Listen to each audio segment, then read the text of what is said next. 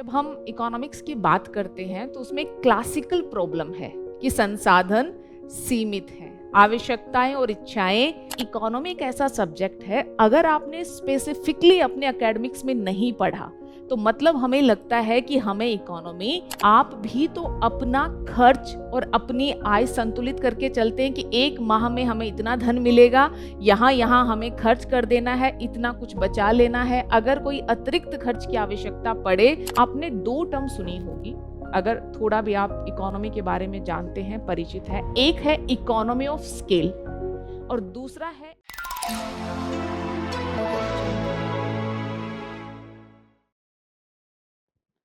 Good evening to all of you. आप लोग social distancing कर रहे हैं? अच्छा, कुछ लोग बाहर गए हैं। चलिए, मुझे लगा कोविड का भय अभी बरकरार है। कितने टाइम से आप लोग पढ़ रहे हैं? आई थिंक 2 से ढाई घंटे हो गए होंगे। थक गए हैं? नहीं थके हैं? चलिए, इसका अंदाजा अभी लगेगा। क्या जानते हैं आप लोग इकोनॉमी के बारे में? कितने लोग पहले से तैयारी कर रहे हैं? सेल्फ स्टडी कर रहे होंगे, कुछ लोग क्लासेस में भी होंगे। ठीक है, आप, हाँ, आपको मैंने देखा है क्लासेस में। ठीक है, 4 से 5, 6 लोग लगभग ऐसे हैं जो पहले से कुछ ना कुछ पढ़ रहे हैं। बाकी लोग सेल्फ स्टडी कर रहे हैं, कुछ शुरू ही नहीं किया है, शुरू करने के बारे में विचार कर रहे हैं। क्या स्थिति है? विचार कर रहे हैं। विचार मंथन कहाँ तक पहुंचा?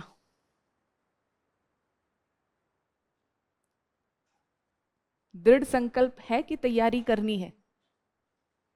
चलिए, अब मिला अगला प्रश्न, क्योंकि हम यहाँ पर एकत्रित हुए हैं अभी स्पेसिफिकली इकोनॉमी के बारे में बात करने के लिए। तो अर्थव्यवस्था या इकोनॉमी के बारे में आप लोग क्या जानते हैं?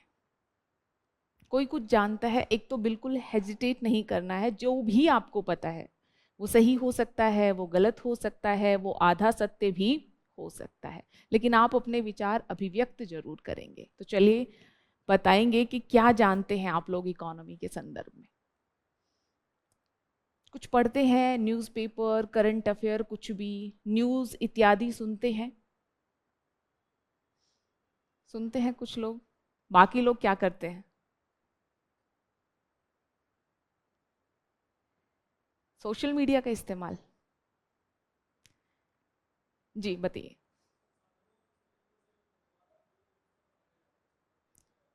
ठीक है, ठीक है, आपने बिल्कुल सही बताया कि जब हम इकोनॉमिक्स की बात करते हैं तो उसमें क्लासिकल प्रॉब्लम है कि संसाधन सीमित हैं, आवश्यकताएं और इच्छाएं अनंत हैं।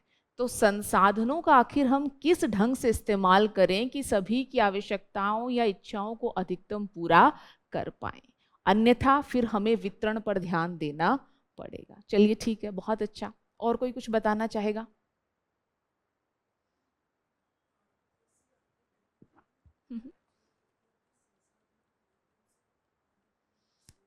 ठीक है, अर्थव्यवस्था में हम उन आर्थिक गतिविधियों की बात करते हैं जिसमें जो भी संसाधन हमारे पास हैं उनसे हम उत्पादन को संभव बना पाते हैं। ये भी बिल्कुल सही पर्सपेक्टिव है। इसके अलावा अच्छा, आप लोग मुझे अर्थव्यवस्था या उससे भी अधिक अर्थशास्त्र की परिभाषा बताने लगे हैं या अर्थशास्त्र के बारे में बताने लगे हैं। एक मूल सी बात, आपके जीवन में इकोनॉमी का कोई योगदान है? क्योंकि इकोनॉमी के साथ जो सबसे बड़ा डर जुड़ा हुआ है वो ये है कि आम विद्यार्थियों को लगता है कि हमने तो इकोनॉमी पढ़ी ही नहीं है। पॉलिटी आपने कहीं ना कहीं पढ़ा है, क्योंकि पॉलिटिकल न्यूज़ तो सब सुनते हैं और काफ़ी मजे लेकर सुनते हैं, है ना। आईआर सब में इतना कुछ चलता रहता है कि चीज़ें कहीं ना कहीं आपके सामने आ जाती हैं। तो इतिहास की अगर मैं बात करूं तो कहीं ना कहीं अपने एकेडमिक्स में आपने कुछ ना कुछ पढ़ा होगा। अकबर, बाबर, हुमायूं, ये सब नाम तो आप सभी ने सुने होंगे। लेकिन इकोनॉमी एक ऐसा सब्जेक्ट है, अगर आपने स्पेसिफिकली अपने एकेडमिक्स में नहीं पढ़ा तो मतलब हमें लगता है कि हमें इकोनॉमी नहीं आती। और ये नहीं आती जब ये बात मन में बैठ जाती है तो फिर जो आने की संभावना है वो संभावना भी समाप्त हो जाती है। क्योंकि इकोनॉमी पढ़ने के लिए सबसे पहले तो आपको ये समझना पड़ेगा कि इकोनॉमी ऐसा कोई कठिन सब्जेक्ट नहीं है। और जैसे कि हमारे दिन प्रतिदिन की जो क्रियाविधि है, गतिविधियां है, हर किसी से कहीं ना कहीं इकोनॉमी जुड़ी हुई है। कोई भी 2-3 स्टूडेंट मुझे कोई एग्जाम्पल बताएंगे कि आप अपने जीवन में इकोनॉमी को कहाँ देखते हैं अपने दिन प्रतिदिन की गतिविधियों में? जी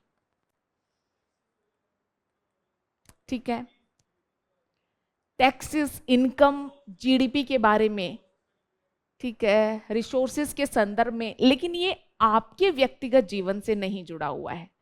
मैंने प्रश्न पूछा, उसको ध्यान से सुनना। और जब आप यूपीएससी में प्रश्न देखेंगे, उनका उत्तर देंगे, तो सबसे पहला जरूरी काम क्या है? प्रश्न को ध्यान से सुनना। मैंने पूछा आपके जीवन में इकोनॉमी का क्या महत्व है, क्या कोई प्रभाव देखते हैं आप अपने जीवन में? जी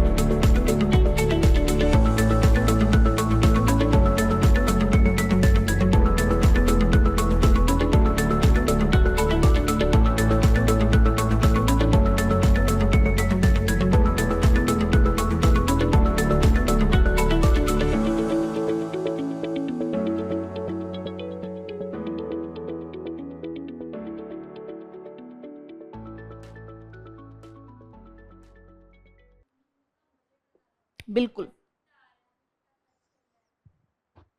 बिल्कुल सही एग्जाम्पल इन्होंने दिया कि देखिए आप भी तो अपना खर्च और अपनी आय संतुलित करके चलते हैं कि एक माह में हमें इतना धन मिलेगा, यहाँ यहाँ हमें खर्च कर देना है, इतना कुछ बचा लेना है, अगर कोई अतिरिक्त खर्च की आवश्यकता पड़े तो वहां से पूरी हो जाएगी। ठीक है, बिल्कुल सही। इसके अलावा जी, प्राइस, कंजम्पशन, एक्सपेंडिचर, क्या आप उपभोग कर रहे हो। इवन देखिए बहुत सिंपल एग्जांपल है, मेरे सामने वाटर बॉटल है। जब आप वाटर बॉटल भी खरीदने जाते हैं तो भी इकोनॉमी काम कर रही है। एक तो सीधा सीधा इस परिप्रेक्ष्य में भी कर रही है कि आपको भुगतान करना है और भुगतान मुद्रा में करना है, तो इकोनॉमी वहां है जहां आर्थिक लेन देन हो रहा है। इससे ज्यादा आप सोचोगे कि आप क्या एक बोतल को खरीदने का निर्णय ऐसे ही ले लेते हैं? नहीं, आप देखते हैं कि मेरे खरीदने की क्षमता या सामर्थ्य कितना है और इस बोतल से मुझे क्या लाभ मिल सकता है। आप ये सोचकर जो बोतल के विभिन्न विभिन्न विकल्प एक दुकान वाला या एक जो शॉपकीपर है आपको दिखाता है, उसमें से किसी एक बोतल को खरीदने का आप निर्णय लेते हैं जो आपके लिए कॉस्ट इफेक्टिव हो, लागत भी, खर्च भी कम से कम हो और उस बोतल से जो लाभ आप चाहते हैं वो लाभ भी आपको मिल जाए। हर एक छोटी छोटी जो हमारी गतिविधियां हैं दिन प्रतिदिन की, वहां से इकोनॉमी जुड़ी हुई है। बस बात ये है कि इन चीजों पर हम विचार नहीं करते, इकोनॉमी को एज ए सब्जेक्ट देखते हैं जिसके चलते मन में डर या भय का माहौल बन जाता है। इतना छोड़िए, आप यूपीएससी की तैयारी करने आए, तैयारी करने आने का आपने एक निर्णय लिया, इसमें भी इकोनॉमी है। कैसे इकोनॉमी है, कोई बताएगा? अगर आप तैयारी नहीं कर रहे होते तो कुछ और कर रहे होते, कुछ तो कर रहे होते, जो भी आपका एकेडमिक्स में था उसे कंटिन्यू करते, आप जॉब लेते, घर परिवार में रहते, कुछ भी करते आप। तो आपने यूपीएससी की तैयारी करने का निर्णय लिया, इस निर्णय के पीछे एक अपॉर्चुनिटी कॉस्ट है। इकोनॉमी में एक टर्म होती है अवसर लागत, अपॉर्चुनिटी कॉस्ट। अगर आप ये कर रहे हो तो इसका मतलब जो दूसरा और बेहतर विकल्प था, इसके बाद दूसरा जो बेहतर विकल्प था आपने उसे त्याग दिया, वही क्या है, आपका अपॉर्चुनिटी कॉस्ट है। तो ये बात इकोनॉमी के पॉइंट ऑफ व्यू से भी समझनी है और तैयारी में खुद को अनुशासित रखने के लिए भी समझनी है कि आप यहाँ तैयारी करने आए हैं, उसका एक अपॉर्चुनिटी कॉस्ट है जो आप पे कर रहे हैं, जो आपको समझ में नहीं आ रहा है ना। इसलिए तैयारी को सही से आगे बढ़ाना है, अनुशासित रहना है। इवन ये अपॉर्चुनिटी कॉस्ट सिर्फ आपका नहीं है, इकोनॉमी हर जगह है, आपके पेरेंट्स का भी अपॉर्चुनिटी कॉस्ट है। जितनी फीस वो आपको देंगे, यहाँ रहने के लिए खर्च आपको देंगे, अगर वो इस धन को यहाँ खर्च नहीं करते तो कहीं और खर्च करते। क्या करते? जमीन का एक टुकड़ा खरीद सकते थे, घर अगर उतनी अच्छी अवस्था में नहीं है तो घर को और बेहतर कर सकते थे, अपने जीवन स्तर पर खर्च कर सकते थे, सुख सुविधाओं पर खर्च कर सकते थे, लेकिन नहीं किया, आपको पढ़ने का अवसर दिया। ये क्या है? एक अपॉर्चुनिटी कॉस्ट है। तो आप देखोगे कि इकोनॉमी आपके यहाँ आसपास हर जगह है। और सबसे डायरेक्ट एग्जाम्पल, मैं या मुझसे पहले मैम या सर जिन्होंने भी आपको पढ़ाया वो आपको पढ़ा रहे हैं। पढ़ना पढ़ाना किस सेक्टर के तहत आता है? सेवा, सर्विस सेक्टर के तहत। तो अभी भी हम यहाँ प्रत्यक्षतः सेवा का आदान प्रदान कर रहे हैं।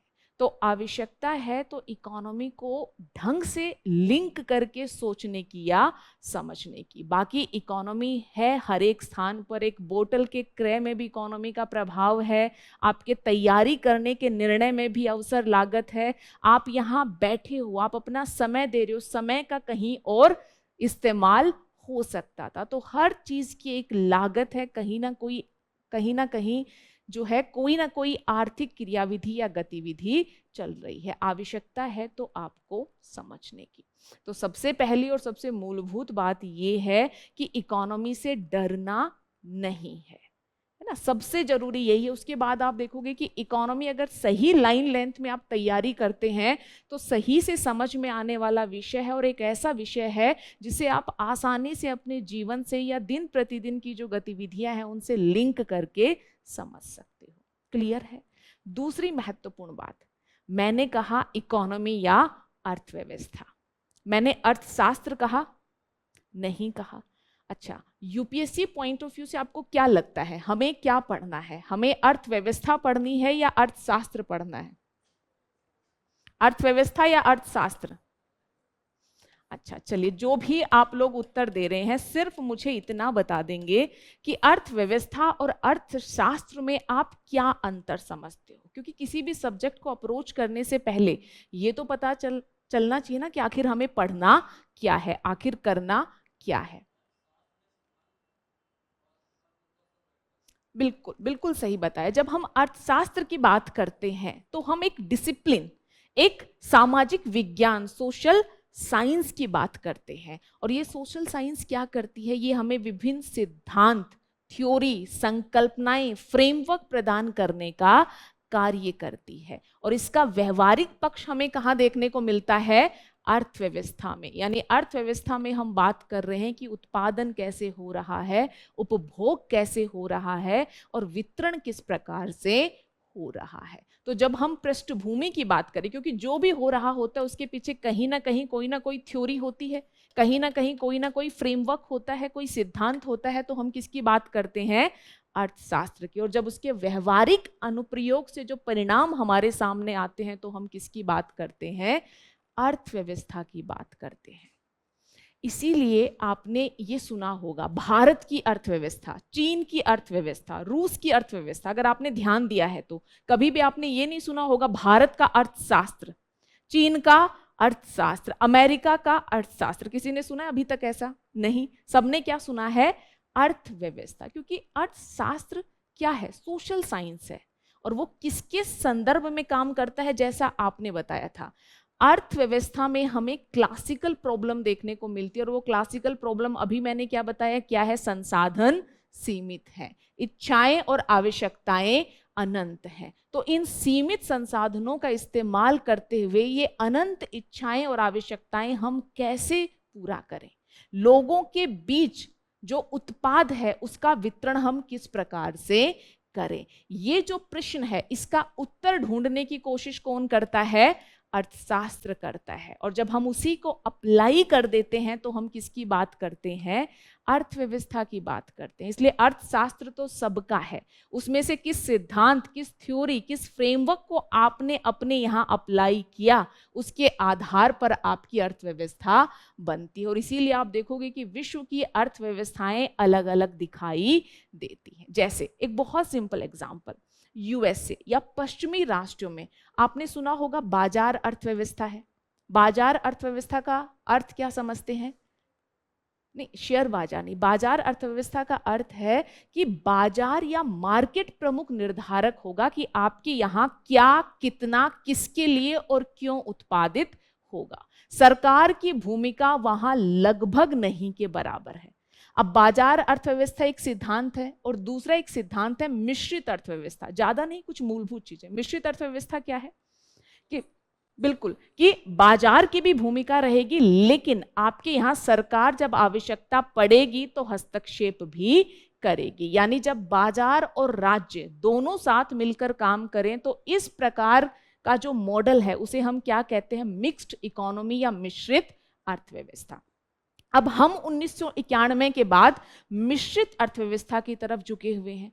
पश्चिमी राष्ट्र किसकी तरफ झुके हुए हैं? बाजार अर्थव्यवस्था। अब जब दोनों ने अलग अलग मॉडल को अपनाया तो दोनों की अर्थव्यवस्था में भी हमें अंतर देखने को मिलेगा। इसलिए अर्थशास्त्र तो सभी का है। अब इस अर्थशास्त्र में किस थ्योरी, किस सिद्धांत, किस फ्रेमवर्क को आप अपने यहां अनुसरण में लाते हैं, इसके अनुरूप आपकी अर्थव्यवस्था बदल जाती है। अर्थव्यवस्था ऐसा एक विषय है जो इंटरडिसिप्लिनरी भी है। क्या सिर्फ नीतियां या फ्रेमवर्क हम क्या अपना रहे हैं इसी पर आपकी अर्थव्यवस्था निर्भर करेगी? नहीं, प्राकृतिक संसाधनों पर भी निर्भर करेगी। एक बहुत छोटा सा एग्जांपल, ज्योग्राफी में आपने निम्न उच्च अक्षांश सुने होंगे। उच्च अक्षांशों की एक प्रमुख विशेषता जो एक आम व्यक्ति जानता है, मैं ज्योग्राफी के पॉइंट ऑफ व्यू से नहीं पूछ रही, मैं आप हम सब क्या जानते हैं? जैसे जैसे ऊपर की तरफ बढ़ते हैं तापमान कम होने लगता है ना? तो वहां की जो जलवायु दशाएं हैं और जो भूमध्य रेखा के आसपास देश, उनकी जलवायु दशाओं में अंतर देखने को मिलता है। अगर मैं वस्त्र क्षेत्र का आपको उदाहरण देना चाहूं तो वहां पर कैसे वस्त्रों का उत्पादन उपभोग होता होगा, और भूमध्य रेखीय क्षेत्र में किस प्रकार के वस्त्रों का उत्पादन उपभोग होता होगा, जो ग्रीष्म के लिए सहज है और वहां जो शीत ऋतु में इस्तेमाल होते हैं। तो जैसे आपके पास संसाधन है, जैसे आपकी भौगोलिक दशाएं हैं, उनके अनुरूप भी आपकी अर्थव्यवस्था बदल जाती, क्योंकि उसी के अनुरूप फिर आपके यहाँ उत्पादन होना प्रारंभ हो जाता है। और अर्थव्यवस्था में हम क्या पढ़ते हैं? उत्पादन, उपभोग, वितरण का क्या पैटर्न है, क्या व्यवस्था है। तो आप समझ रहे हो कि अर्थशास्त्र और अर्थव्यवस्था में क्या अंतर है। जब हम नियम, सिद्धांत, थ्योरी और वो नियम, सिद्धांत, थ्योरीज जिनका विकास एक समस्या के निराकरण के लिए हुआ है, और प्रमुख समस्या क्या है? संसाधन सीमित है, इच्छाएं अनंत है। तो जब हम उसकी बात करें तो हम अर्थशास्त्र की बात कर रहे होते हैं, और जहाँ की जो कंडीशंस है उसके अनुरूप वहाँ के राजनीतिक नेतृत्व ने किस प्रकार के मॉडल, सिद्धांत, फ्रेमवर्क का अनुसरण किया, सबको मिलाकर आपकी एक इकोनॉमी बनती है, एक व्यवस्था बनती है, उसे हम इकोनॉमी के नाम से जानते हैं। यानी ये हम सिद्धांत, थ्योरी या शैक्षणिक स्तर पर देखते हैं, और ये व्यवहारिक अनुप्रयोग की बात हम करते हैं। अब इतना डिबेट या इतनी चर्चा हमने क्यों की? ताकि आप ये समझ पाएं कि आपको पीएचडी इकोनॉमी में नहीं करनी है। कहने का तात्पर्य ये है कि आपको अर्थशास्त्र नहीं अपितु क्या पढ़ना है? अर्थव्यवस्था पढ़नी है, यानी जो व्यवहारिक पक्ष है वो हमारे लिए महत्वपूर्ण है। सिद्धांत बहुत ही कम, और जितना जरूरी है उतना हम पढ़ेंगे, उससे आगे नहीं बढ़ेंगे। क्लियर है? क्योंकि ये पता होना सबसे जरूरी है कि क्या पढ़ना है और क्या छोड़ना है। जैसे अगर मैं कुछ एग्जाम्पल देना चाहूँ, आपने दो टर्म सुनी होगी, अगर थोड़ा भी आप इकोनॉमी के बारे में जानते हैं, परिचित है। एक है इकोनॉमी ऑफ स्केल और दूसरा है इकोनॉमी ऑफ स्कोप। कोई बताएगा कि दोनों में क्या अंतर है? सिद्धांत है ये, किसके तहत हम पढ़ते हैं? अर्थशास्त्र के तहत। अर्थशास्त्र की क्लासिकल प्रॉब्लम मैंने क्या बताई थी? क्या है? संसाधन सीमित हैं और इच्छाएं अनंत हैं। तो इसी समस्या का समाधान करने की कोशिश कौन करता है? अर्थशास्त्र करता है। और इसी समाधान के क्रम में कुछ थ्योरीज आती हैं, इकोनॉमी ऑफ स्केल और economy of scope. Economy of scale क्या है? आपने कभी ये बात अनुभव की है कि जब उत्पादन बड़े पैमाने पर हो तो प्रति यूनिट उत्पादन की लागत कम हो जाती है। घर परिवार में आपने देखा होगा, अब तो मैक्सिमम न्यूक्लियर फैमिलीज हैं, अदरवाइज पहले जब घर में अलग होने की बात होती थी तो जो बड़े बुजुर्ग होते थे वो क्या कहते थे कि साथ हैं तो खर्च कम है, अलग होंगे तो खर्च बढ़ जाएगा। क्यों? आप अभी यहाँ आए हैं, कुछ लोग पहले से होंगे, आप लोग भोजन तो सभी करते होंगे। मान लीजिए कि आप अपने यहाँ भोजन बनाने की व्यवस्था करते हैं, आप अकेले हैं, आपकी भोजन की लागत ज्यादा होगी, लेकिन अगर 3-4 लोग मिलकर भोजन की व्यवस्था करें तो लागत कम हो जाएगी। क्यों? क्योंकि कोई भी कार्य जब बड़े पैमाने पर होता है तो प्रति यूनिट लगने वाली लागत कम हो जाती, क्योंकि मोटा मोटा वही संसाधन है जो इस्तेमाल हो रहे हैं, है ना। तो जिसके चलते आप एक व्यक्ति अगर टिफिन बनवाओगे, खाना बनवाओगे, तो हो सकता है एक टाइम का खाना बने 2000 में, लेकिन वही अगर 3 या 4 लोग बनवाते हैं तो हो सकता है प्रति यूनिट या प्रति व्यक्ति आपका खर्च कितना आए? 1500 रुपए के आसपास। तो ओवरऑल तो खर्च बढ़ा, लेकिन प्रति यूनिट आपकी लागत कम हो गई, क्योंकि वही गैस सिलेंडर, चूल्हा, वही कुक आ रहा है, 3 का बनाने के लिए आता है तो वो पैसे थोड़े कम कर देता है, प्रति व्यक्ति के हिसाब से वो ज्यादा लेता है। सारी व्यवस्था पता है। तो इसी प्रकार से इकोनॉमी में भी जहां उत्पादन होता है वहां चीजें होती हैं। तो इसी को क्या कहा गया? Economy of scale. प्रॉब्लम क्या थी? संसाधन सीमित है, इच्छाएं अनंत है। अब आप क्या कर सकते हो? संसाधन सीमित है तो हम किस पर ध्यान देंगे? संसाधन दक्षता पर ध्यान देंगे, यानी उन्हीं संसाधनों का इस्तेमाल करके हम उत्पादन को ज्यादा से ज्यादा कैसे बढ़ाएं। तो एक सिद्धांत हमारे सामने आता है, सिद्धांत क्या? इकोनॉमी ऑफ स्केल, कि बिजनेसेस को अपना आकार बढ़ा देना चाहिए। जब वो बड़े स्तर पर कार्य करेंगे तो उनकी प्रति यूनिट लगने वाली लागत कम हो जाएगी। तो संसाधन सीमित थे, इच्छाएं अनंत थी, उस समस्या का कुछ हद तक हमें समाधान मिल जाएगा। लेकिन क्या ये सदैव बढ़ती हुई इच्छाओं का समाधान कर सकता है? नहीं। इसलिए अर्थशास्त्र रुकता नहीं, बल्कि एक के बाद एक नए सिद्धांत, थ्योरी इत्यादि के स्तर पर कार्य करता रहता है। फिर आता है इकोनॉमी ऑफ स्कोप। देखिए, ऐसा नहीं कि आप अनंत लेवल तक उत्पादन बढ़ाते जाएंगे तो प्रति यूनिट लागत कम होती जाएगी। एक लेवल तक तो कम होगी, उसके बाद वो उल्टा बढ़ना भी शुरू हो सकती है। फिर दूसरा स्कोप क्या है? कि आप उत्पाद विविधीकरण पर ध्यान दें, डाइवर्सिफाई करो, लेकिन ध्यान रहे जो आप पहले उत्पादन कर रहे थे उसी से जुड़ा हुआ उत्पाद होना चाहिए। जैसे एक एग्जांपल, बेकरी शॉप है, एक बेकरी प्रोड्यूस करने वाले हैं, वो ब्रेड बना रहे हैं, आप साथ साथ केक, पेस्ट्री भी बनाना शुरू कर दो, बेकरी वाले बिस्किट भी बनाना शुरू कर दो, आसपास की गतिविधियां हैं, लेकिन आपने ओवरऑल आपने सेम ओवन, सारी चीजें सेम यूज कर रहे हो। आपने जो शेफ रखे हैं वो ये भी बना देंगे और वो भी बना देंगे, क्योंकि मोटा मोटा ये एक ही प्रकार के कार्य हैं। तो आपकी जो लागत है वो कम होगी और आपका लाभ अधिकतम हो जाएगा। तो आप देखोगे इसी तरह के थ्योरी, सिद्धांत हमें कौन देता है? अर्थशास्त्र देता है। और जब हम इनके व्यवहारिक अनुप्रयोग की बात करें और देखें कि उससे उत्पादन, वितरण, उपभोग का पैटर्न क्या बन रहा है, तो हम किसकी बात कर रहे होते हैं? अर्थव्यवस्था या इकोनॉमी की बात कर रहे होते हैं। तो आज ही आपको गांठ बांध लेनी है कि यूपीएससी के पॉइंट ऑफ व्यू से हमें ज्यादा किस पर नहीं जाना? इकोनॉमिक्स या अर्थशास्त्र पर नहीं जाना, बल्कि हमें क्या पढ़ना है? इकोनॉमी या अर्थव्यवस्था पढ़नी है। दूसरी बात, अगर आप जानते हैं इकोनॉमी के बारे में तो दो टर्म आपने और सुनी होंगी, एक है माइक्रो इकोनॉमी और दूसरा है मैक्रो इकोनॉमी। एक है समष्टि अर्थव्यवस्था और दूसरी है व्यष्टि अर्थव्यवस्था। ये तो बेसिक एनसीईआरटी बुक्स का नाम भी है। क्या है दोनों में अंतर? माइक्रो और मैक्रो इकोनॉमी में क्या अंतर है जी? ठीक है, जब हम माइक्रो इकोनॉमी की बात करते हैं तो हम किसकी बात करते हैं? इंडिविजुअल।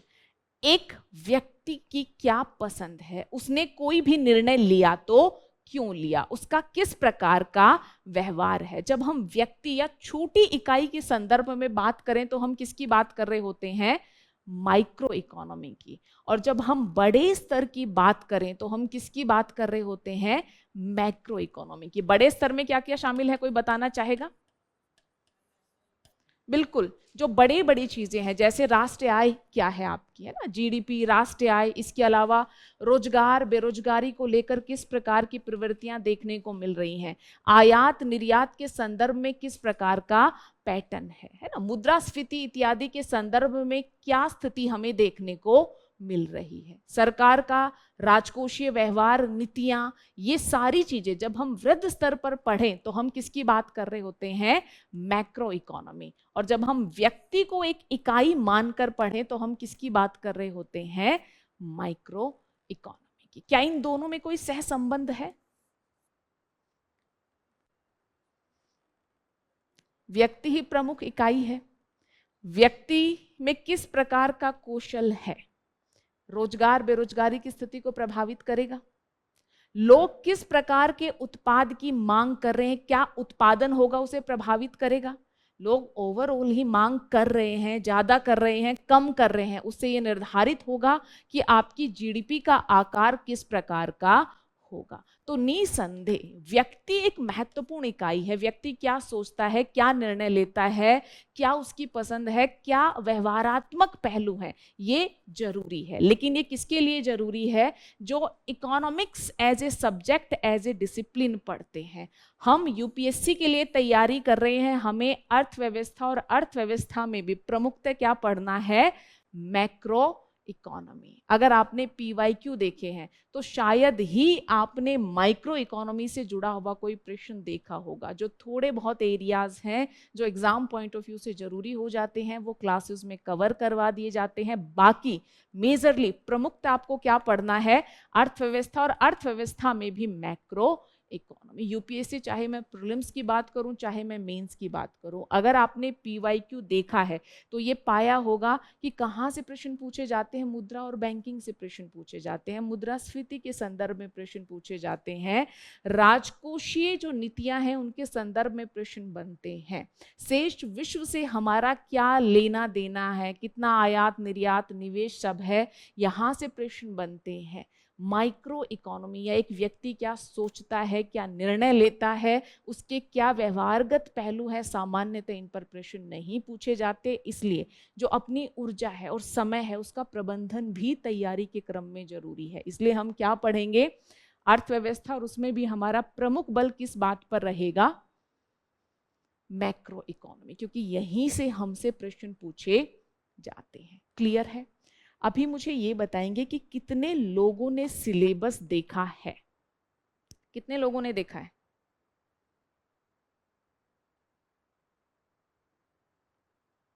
सिलेबस ही नहीं देखा है। हाँ, आप लोग, कुछ लोग को तो मैं देख पा रही हूँ कि क्लासरूम स्टूडेंट है, उन्होंने देखा होगा। उसके अलावा जो बाकी स्टूडेंट है, प्रश्न उनसे हैं, सिलेबस देखा है? अच्छा, देखा है पर याद नहीं। कुछ कुछ लोगों ने देखा है। जरा सोचिए कि आप युद्ध लड़ने जा रहे हैं, पता ही नहीं है कि किससे लड़ना है। क्या आप अपने आप को उस युद्ध के लिए कभी भी सही से तैयार कर पाओगे?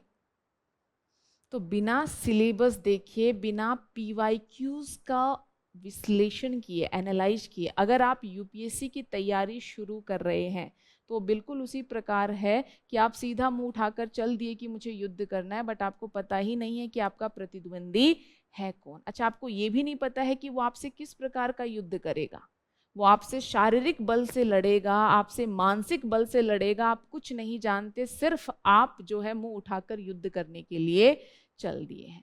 मुझे पता है कि मुझसे पहले भी सिलेबस और पीवाईक्यू की इंपॉर्टेंस बताई गई होगी, लेकिन मुझे ये भी पता है कि मैं भी बताऊंगी, उसके बाद भी आप इसे गंभीरता से ले लें, इस पर भी बड़ा प्रश्न चिन्ह रहता है। इतने बच्चे तैयारी के क्रम में मिले हैं, है ना, और ये बात बिल्कुल सही है।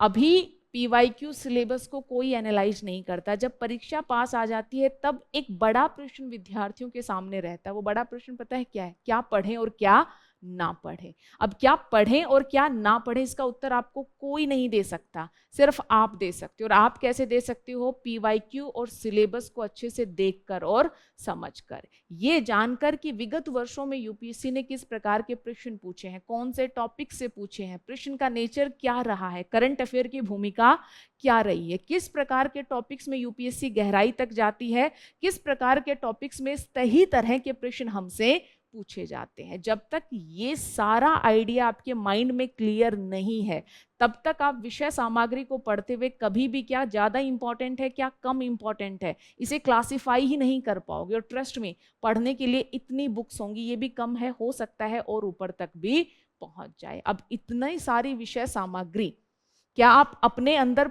कंप्लीटली याद करके रख सकते हो? नहीं। तो प्रायोरिटाइज करना पड़ता है। और प्रायोरिटाइज हम कहाँ से करते हैं, कैसे करते हैं? क्या चीज है जो हमें इंट्यूशन देती है, हमें समझ देती है कि इसे ज्यादा ध्यान से पढ़ना चाहिए, इसको कम ध्यान से पढ़ना चाहिए? वो है सिलेबस और पीवाईक्यू। इसलिए सिलेबस और पीवाईक्यू जो भी सब्जेक्ट पढ़ो, चाहे स्टैटिक पढ़ो चाहे करंट अफेयर पढ़ो, सदैव आपके सामने रहने चाहिए। पढ़ने से पहले उन्हें देखो और पढ़ने के बाद उनको देखो। पहले इसलिए देखो ताकि पता रहे कि क्या चीजें जरूरी हैं, क्या कम जरूरी। पढ़ने के बाद इसलिए देखो ताकि ये समझ पाओ कि क्या आप पीवाईक्यू और सिलेबस के अनुरूप पढ़ाई कर पा रहे हैं। अगर कर पा रहे हैं तो आप सही दिशा में हैं, फिर निरंतर आगे बढ़ते रहिए। एक दूसरा प्रश्न भी आता है, महीने 2 महीने बच्चे पढ़ते हैं, फिर उन्हें समझ में नहीं आता कि वो सही डायरेक्शन में पढ़ रहे हैं या नहीं पढ़ रहे। अब इसका भी एक ही कारण है, अगर आप पीवाईक्यू सिलेबस नहीं देखोगे, आपको कभी भी पता नहीं चलेगा कि आप सही दिशा में आगे बढ़ रहे हो या नहीं बढ़ रहे। इसलिए गांठ बांध लीजिए, पीवाईक्यू और सिलेबस को समझे बिना काम नहीं चलेगा। इसलिए जब भी तैयारी शुरू करने का आप निर्णय लें, गंभीरता से निर्णय लें, पहले सिलेबस और पीवाईक्यू को समझने की कोशिश करें। ठीक है, देखिए जरा इकोनॉमी का प्रीलिम्स का सिलेबस क्या है।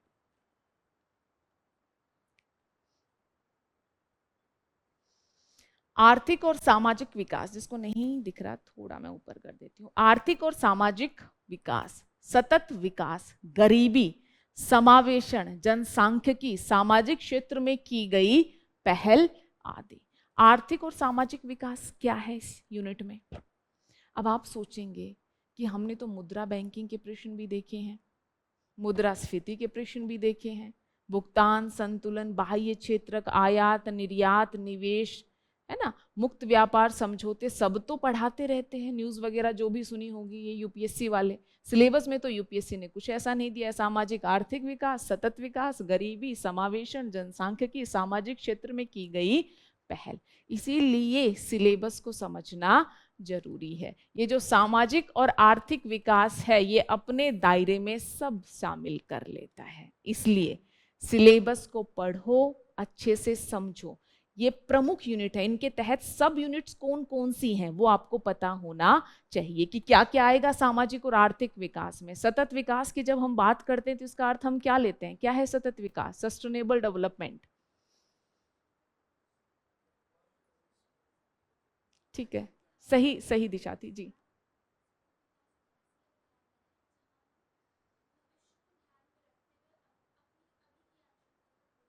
ठीक है, बेसिकली इसका आइडिया यही है कि आज की पीढ़ी या वर्तमान पीढ़ी अपनी आवश्यकताओं को इस ढंग से पूरा करे कि भविष्य की जो पीढ़ियां हैं उनकी आवश्यकताओं के साथ समझौता ना करना पड़े। अब ये सस्टेनेबल डेवलपमेंट के आइडिया से बड़ी सारी की टर्म्स जुड़ी रहती हैं, बहुत सारी चीजें हैं जो आपको पता होना चाहिए। गरीबी बताने की आवश्यकता नहीं है, अभाव या वंचना की स्थिति। समावेशन क्या है? जन धन तो सभी ने सुना ही होगा, वो भी एक पहल थी, किस हेतु? वित्तीय समावेशन हेतु। तो समावेशन क्या है? देखिए, जो विकास चल रहा है, उत्पादन गतिविधियां चल रही हैं, उससे ऊपरी वर्ग तो लाभान्वित हो रहा है, लेकिन जो निचला तबका है, जब हम उसे भी साथ लेकर चलें तो हम किसकी बात कर रहे होते हैं? इंक्लूजन या समावेशन। जनसांख्यिकी क्या है? जनसंख्या से जुड़े हुए ट्रेंड्स क्या है जनसंख्या से जुड़े हुए? जनसंख्या पिरामिड सुना होगा, अलग अलग प्रकार के, कहीं आधार चौड़ा है, कहीं आधार संकुचित है। जनसंख्या बढ़ रही है, घट रही है, मातृ मृत्यु दर के संदर्भ में क्या है, बाल या शिशु मृत्यु दर, ये सारे ट्रेंड जो है हम किस में पढ़ते हैं?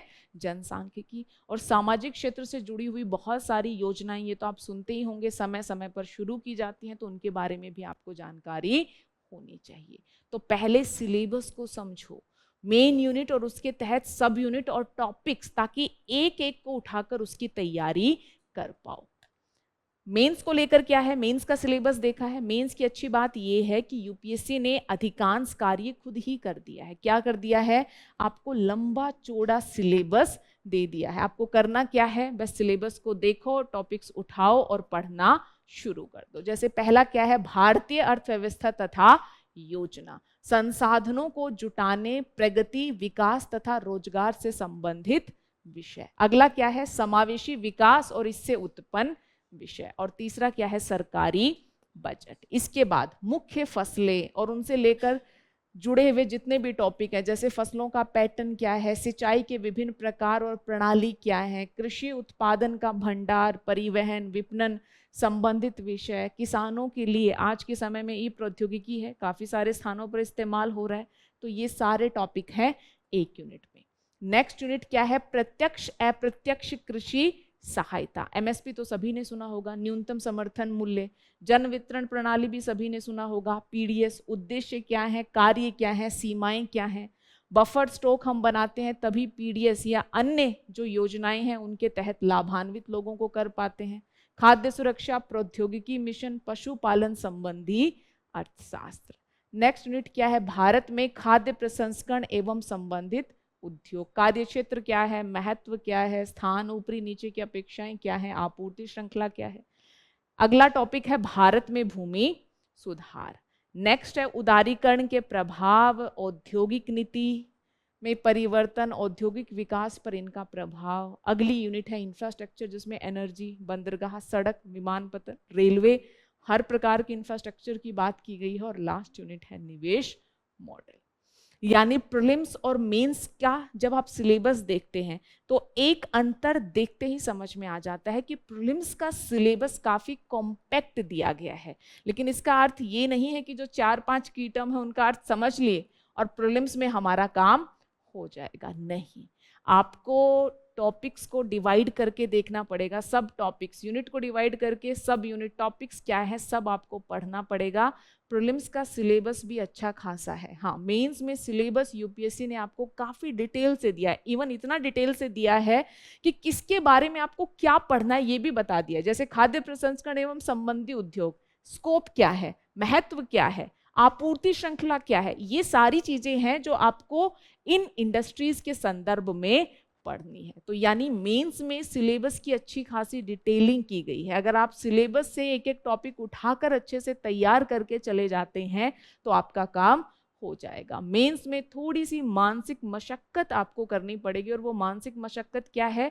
टॉपिक्स को देखिए, आप ये ढूंढिए कि इनके तहत सब टॉपिक्स और यूनिट्स कौन सी हैं और उसमें कौन कौन से टॉपिक्स आते हैं।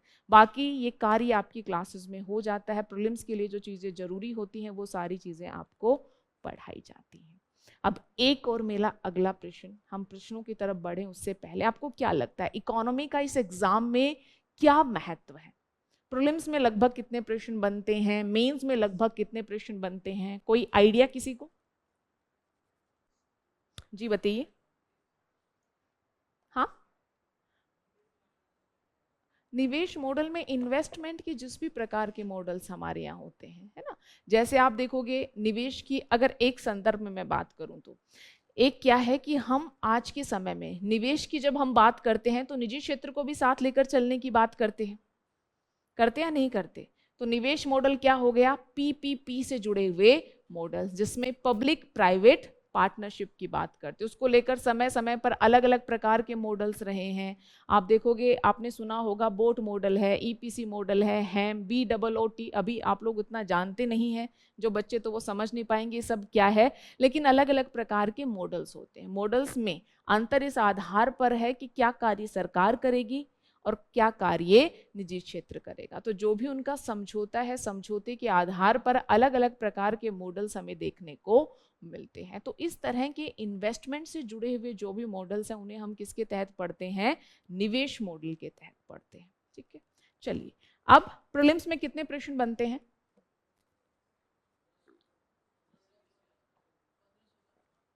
एवरेज नहीं, मेरे को मान के नहीं चलना है।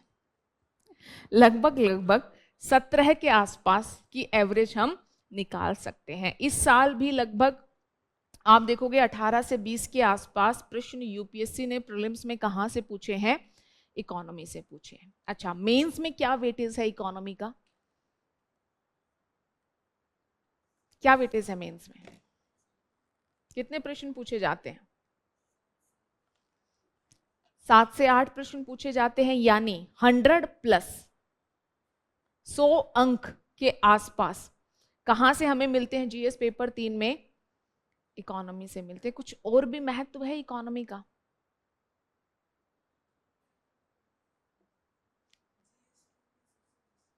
ठीक है, सोशल जस्टिस जीएस पेपर 1 में, सोसाइटी, है ना, इन सारे पेपर में, और इवन आप देखोगे निबंध या ऐसे में, ये सारे एरियाज ऐसे हैं जहां पर इकोनॉमी से हमें काफी लाभ मिलता है। क्यों? क्योंकि इकोनॉमी एक इंटरडिसिप्लिनरी प्रकार का विषय है। इंटरडिसिप्लिनरी कैसे? जैसे एक एग्जांपल दूं, आपने स्कार्सिटी थ्योरी पढ़ी है, कहीं सुना है? स्कार्सिटी, जैसे अभाव की स्थिति हम कहते हैं स्कार्सिटी। वैसे तो इकोनॉमी के संदर्भ में भी थ्योरी होती है, बट एक सामाजिक थ्योरी भी है। स्कार्सिटी थ्योरी क्या कहती है? स्कार्सिटी माइंडसेट की बात करती है। और आप लोग इस बात से लिंक भी कर पाएंगे। थ्योरी क्या कहती है कि जो गरीब लोग होते हैं, जिनके पास उतने ज्यादा संसाधन नहीं है, हम देखते हैं कि उनकी जो मानसिक क्षमता है वो भी धीरे धीरे धीरे धीरे संकुचित होती चली जाती है। और ये वास्तव में देखने को भी मिलता है। आपने गरीब लोग, या जो आपको विभिन्न विभिन्न तरह की सेवाएं देने के लिए आते हैं, मेड आती होगी, जो भी आप सर्विस इस्तेमाल करते हैं, आपने देखा होगा वो लोग ज्यादा भविष्य उन्मुखी दृष्टिकोण से काम नहीं करते। उनका क्या होता है? आज कमाया और आज खाया। भविष्य क्या होगा, हम निवेश कर लें, हम बचत कर लें, अगर वो कर भी सकते हैं थोड़ा बहुत, तो भी वो इस बात से ज्यादा प्रभावित नहीं होते, इस संदर्भ में ज्यादा निर्णय नहीं ले पाते। अच्छा, एक आज कम वेतन देने वाला काम मिल गया, लेकिन आज मिल रहा है, तो वो ये कार्य कर लेंगे, लेकिन महीने 2 महीने प्रतीक्षा करके अपना थोड़ा कौशल बढ़ाकर उनको अगर बेहतर आय वाला कार्य मिल सकता है, तो भी उस कार्य की तरफ सामान्य तो उनका रुझान नहीं होगा। क्यों? इसको लेकर एक थ्योरी है जो क्या कहती है कि स्कार्सिटी, ये जो स्कार्सिटी थ्योरी है वो कहती है कि उनका दिमाग भी धीरे धीरे धीरे जो है वो स्कार्सिटी माइंडसेट हो जाता है, जिसके चलते उनकी तात्कालिक आवश्यकताएं प्रबल हो जाती हैं और भविष्य को लेकर या कल क्या होगा इस बात पर वो ज्यादा विचार नहीं कर पाते।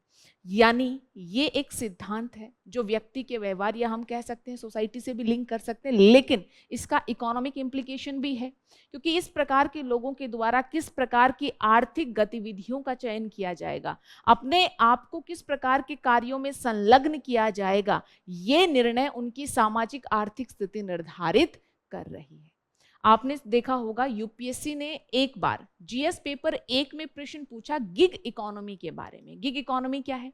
जब आप कॉन्ट्रैक्ट पर किसी से जुड़कर अपनी सेवा देते हैं। जैसे आज के समय में बड़े सारे प्लेटफॉर्म हैं, ओला, उबर, स्विगी, जोमेटो इत्यादि इत्यादि, ब्लिंकिट, सब इन प्लेटफॉर्म से जुड़कर लोग अपनी सेवाएं दे रहे हैं। अच्छा, सेवा देने वाले लोग या रोजगार प्राप्त करने वाले लोग किसका हिस्सा बनते हैं? गिग इकोनॉमी का हिस्सा बनते हैं। गिग इकोनॉमी को हम पढ़ते इकोनॉमी में है, लेकिन यूपीएससी ने प्रश्न पूछा जीएस पेपर 1 में सोसाइटी के तहत। क्या पूछा? गिग इकोनॉमी के सामाजिक प्रभाव। तो आप देखोगे कि इकोनॉमी जो है वो प्रीलिम्स में तो योगदान दे ही रहा है, मेंस में तो योगदान है ही है, लेकिन इंटरडिसिप्लिनरी तरह का सब्जेक्ट है। आप देखोगे कि जीएस पेपर 1, पेपर 2 को भी प्रभावित करता है, ऐसे या निबंध को प्रभावित करने की क्षमता भी कौन रखता है? इकोनॉमी रखता है।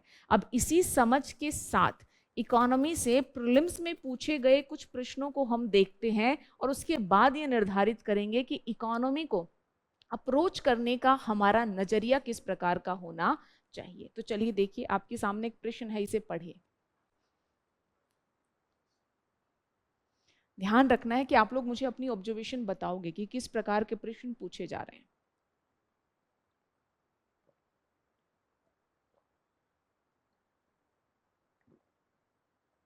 भारत में किसी वाणिज्यिक बैंक की परिसंपत्ति में निम्नलिखित में से क्या शामिल नहीं है? अग्रिम, जमा, निवेश, मांग तथा अल्प सूचना मुद्रा। अभी मुझे पता है आपको बहुत सारी चीजें नहीं आती, आपको नहीं पता कि मांग और अल्प सूचना क्या है, अग्रिम क्या है। अच्छा, वाणिज्यिक बैंक की परिसंपत्ति, एक बार आप वाणिज्यिक बैंक को भी भूल जाओ। परिसंपत्ति किसे कहते हैं? असेट और लाइबिलिटी सुना होगा। असेट और लाइबिलिटी में क्या डिफरेंस होता है? आपने जो निवेश किया जिससे आपको प्रतिफल मिलेगा, रिटर्न मिलेगा, वो क्या है? आपकी असेट है। आपने किसी से उधार लिया या किसी ने अपना पैसा आपके पास रखा, आपको चुकाना है, वो क्या है? आपकी लाइबिलिटी है। असेट और लाइबिलिटी का कंसेप्ट क्लियर हुआ। अब जरा देखिए, यूपीएससी ने पूछा है कि वाणिज्यिक बैंक की परिसंपत्ति यानी असेट क्या होगी? तो क्या होगी? बैंक में जमा बैंक की असेट है, लाइबिलिटी है, तो क्या है? जो वो निवेश कर रहा है वो क्या होगा? उसकी असेट या परिसंपत्ति। यहां पर प्रश्न हल करना उद्देश्य नहीं था, अभी तो आप पढ़ोगे तब कहीं जाकर प्रश्नों को हल कर पाओगे। उद्देश्य ये बताना था कि यूपीएससी इकोनॉमी में कंसेप्चुअल क्लैरिटी पर काफी ध्यान देती है। काफी सारे प्रश्न आपको प्रीलिम्स में ऐसे मिल जाएंगे जहां आपकी कंसेप्चुअल क्लैरिटी को टेस्ट किया जाता है। और एक छोटा सा कंसेप्ट है असेट और लाइबिलिटी, वहां से प्रश्न पूछ दिया गया है। इस बार का अगर आप क्वेश्चन पेपर देखोगे तो पूंजीगत एक्सपेंडिचर क्या है, कैपिटल एक्सपेंडिचर क्या है, 2-3 स्टेटमेंट बनाकर दे दी गई और पूछा गया कि कैपिटल एक्सपेंडिचर क्या है। इतना ही नहीं, इस बार आपकी कंसेप्चुअल क्लैरिटी को टेस्ट करने का यूपीएससी ने नया तरीका अपनाया, कैलकुलेशन दे दी है ना। और अब आप बताओ कि जो पूछा जा रहा है उसके संदर्भ में क्या सही होगा। लेकिन कैलकुलेशन थी, फिर भी टेस्ट क्या किया जा रहा था? Conceptual clarity. आपको पता होना चाहिए राजकोषीय घाटा किस किस से मिलकर बनता है, प्राथमिक घाटा किससे मिलकर बनता है, क्या घटता है और क्या जुड़ता है। तो अगर बेसिक कंसेप्ट क्लियर है तो आप इस प्रकार के प्रश्नों का उत्तर दे देंगे। आगे बढ़ते हैं। देखिए, हाँ आसान था, परीक्षा हॉल में बैठकर परीक्षा दी थी। देखिए, यूपीएससी के तैयारी करने वालों की एक विशेषता है, वो एक सिंपल सी विशेषता है, परीक्षा हॉल में हमें हर प्रश्न कठिन लगता है और उसके बाहर हमें हर प्रश्न आसान लगता है। चलिए, वहां पर एक्चुअली बहुत सारी कैलकुलेशन चलती है, हम थोड़ा नर्वस होते हैं, हमारे पूरे साल की तैयारी का मूल्यांकन वहां पर हो रहा होता है, तो बहुत सारे अलग अलग प्रकार के दबाव होते हैं ना। पहले दिन रात में हो सकता है बच्चे को नींद भी ना आए, तो जिस माइंडसेट में आप वहां पर जाते हो वो माइंडसेट घर में पेपर देखने के माइंडसेट से थोड़ा अलग होता है। और यही अंतर है जिससे कि प्रश्न पत्र तो वही है लेकिन परीक्षा हॉल में मुश्किल लगता है और घर पर आसान लगता है। चलिए, भारतीय अर्थव्यवस्था के सेक्टरों के संदर्भ में निम्नलिखित युग्मों पर विचार कीजिए। आर्थिक गतिविधियां दी गई हैं, कृषि उत्पादन, डेयरी फार्म, खनिज, कपड़ा बुनाई। अब कौन सी आर्थिक गतिविधि किस सेक्टर के तहत आती है? तो सेक्टर्स को पढ़ना बिल्कुल कंसेप्चुअल क्लैरिटी का मामला है ना। कि प्राथमिक सेक्टर क्या है? जहां हम प्रकृति से सीधा कुछ प्राप्त कर रहे हैं, जब उसमें कुछ वैल्यू ऐड कर दें तो वो किसके तहत आ जाता है? सेकेंडरी सेक्टर के तहत आ जाता है। और प्राथमिक और सेकेंडरी, प्राथमिक और द्वितीयक क्षेत्र अपना कार्य सही से कर पाए, इस हेतु सेवा प्रदान करने वाला क्षेत्र कौन सा है? टर्सरी है। ट्रांसपोर्टेशन सेवाएं हैं, परिवहन सेवाएं हैं, बैंकिंग वित्त सेवाएं हैं, स्वास्थ्य सेवाएं हैं, तो सब किसके तहत आता है? सेवा के तहत आता है। तो कंसेप्चुअल क्लैरिटी को यहां पर टेस्ट किया गया है। आगे एक और प्रश्न देखिए, भारतीय अर्थव्यवस्था में भौतिक पूंजी के संदर्भ में निम्नलिखित कथनों पर विचार कीजिए। इधर वस्तु है और इधर पूंजी है, कार्यशील और स्थिर। कार्यशील और स्थिर पूंजी का आपको अंतर पता होना चाहिए। स्थिर पूंजी क्या होती है? जो स्थिर तरह का निवेश होता है, मशीन, उपकरण, भवन इत्यादि में जो निवेश करते हैं वो क्या है? Fixed capital. और वर्किंग कैपिटल क्या है? जो बिजनेस को चलाने के लिए दिन प्रतिदिन खर्च किया जाए उसे हम क्या कहते हैं? Working capital. तो यहां पर पूछा गया है कि अगर किसान एक हल खरीद रहा है तो वो वर्किंग कैपिटल है?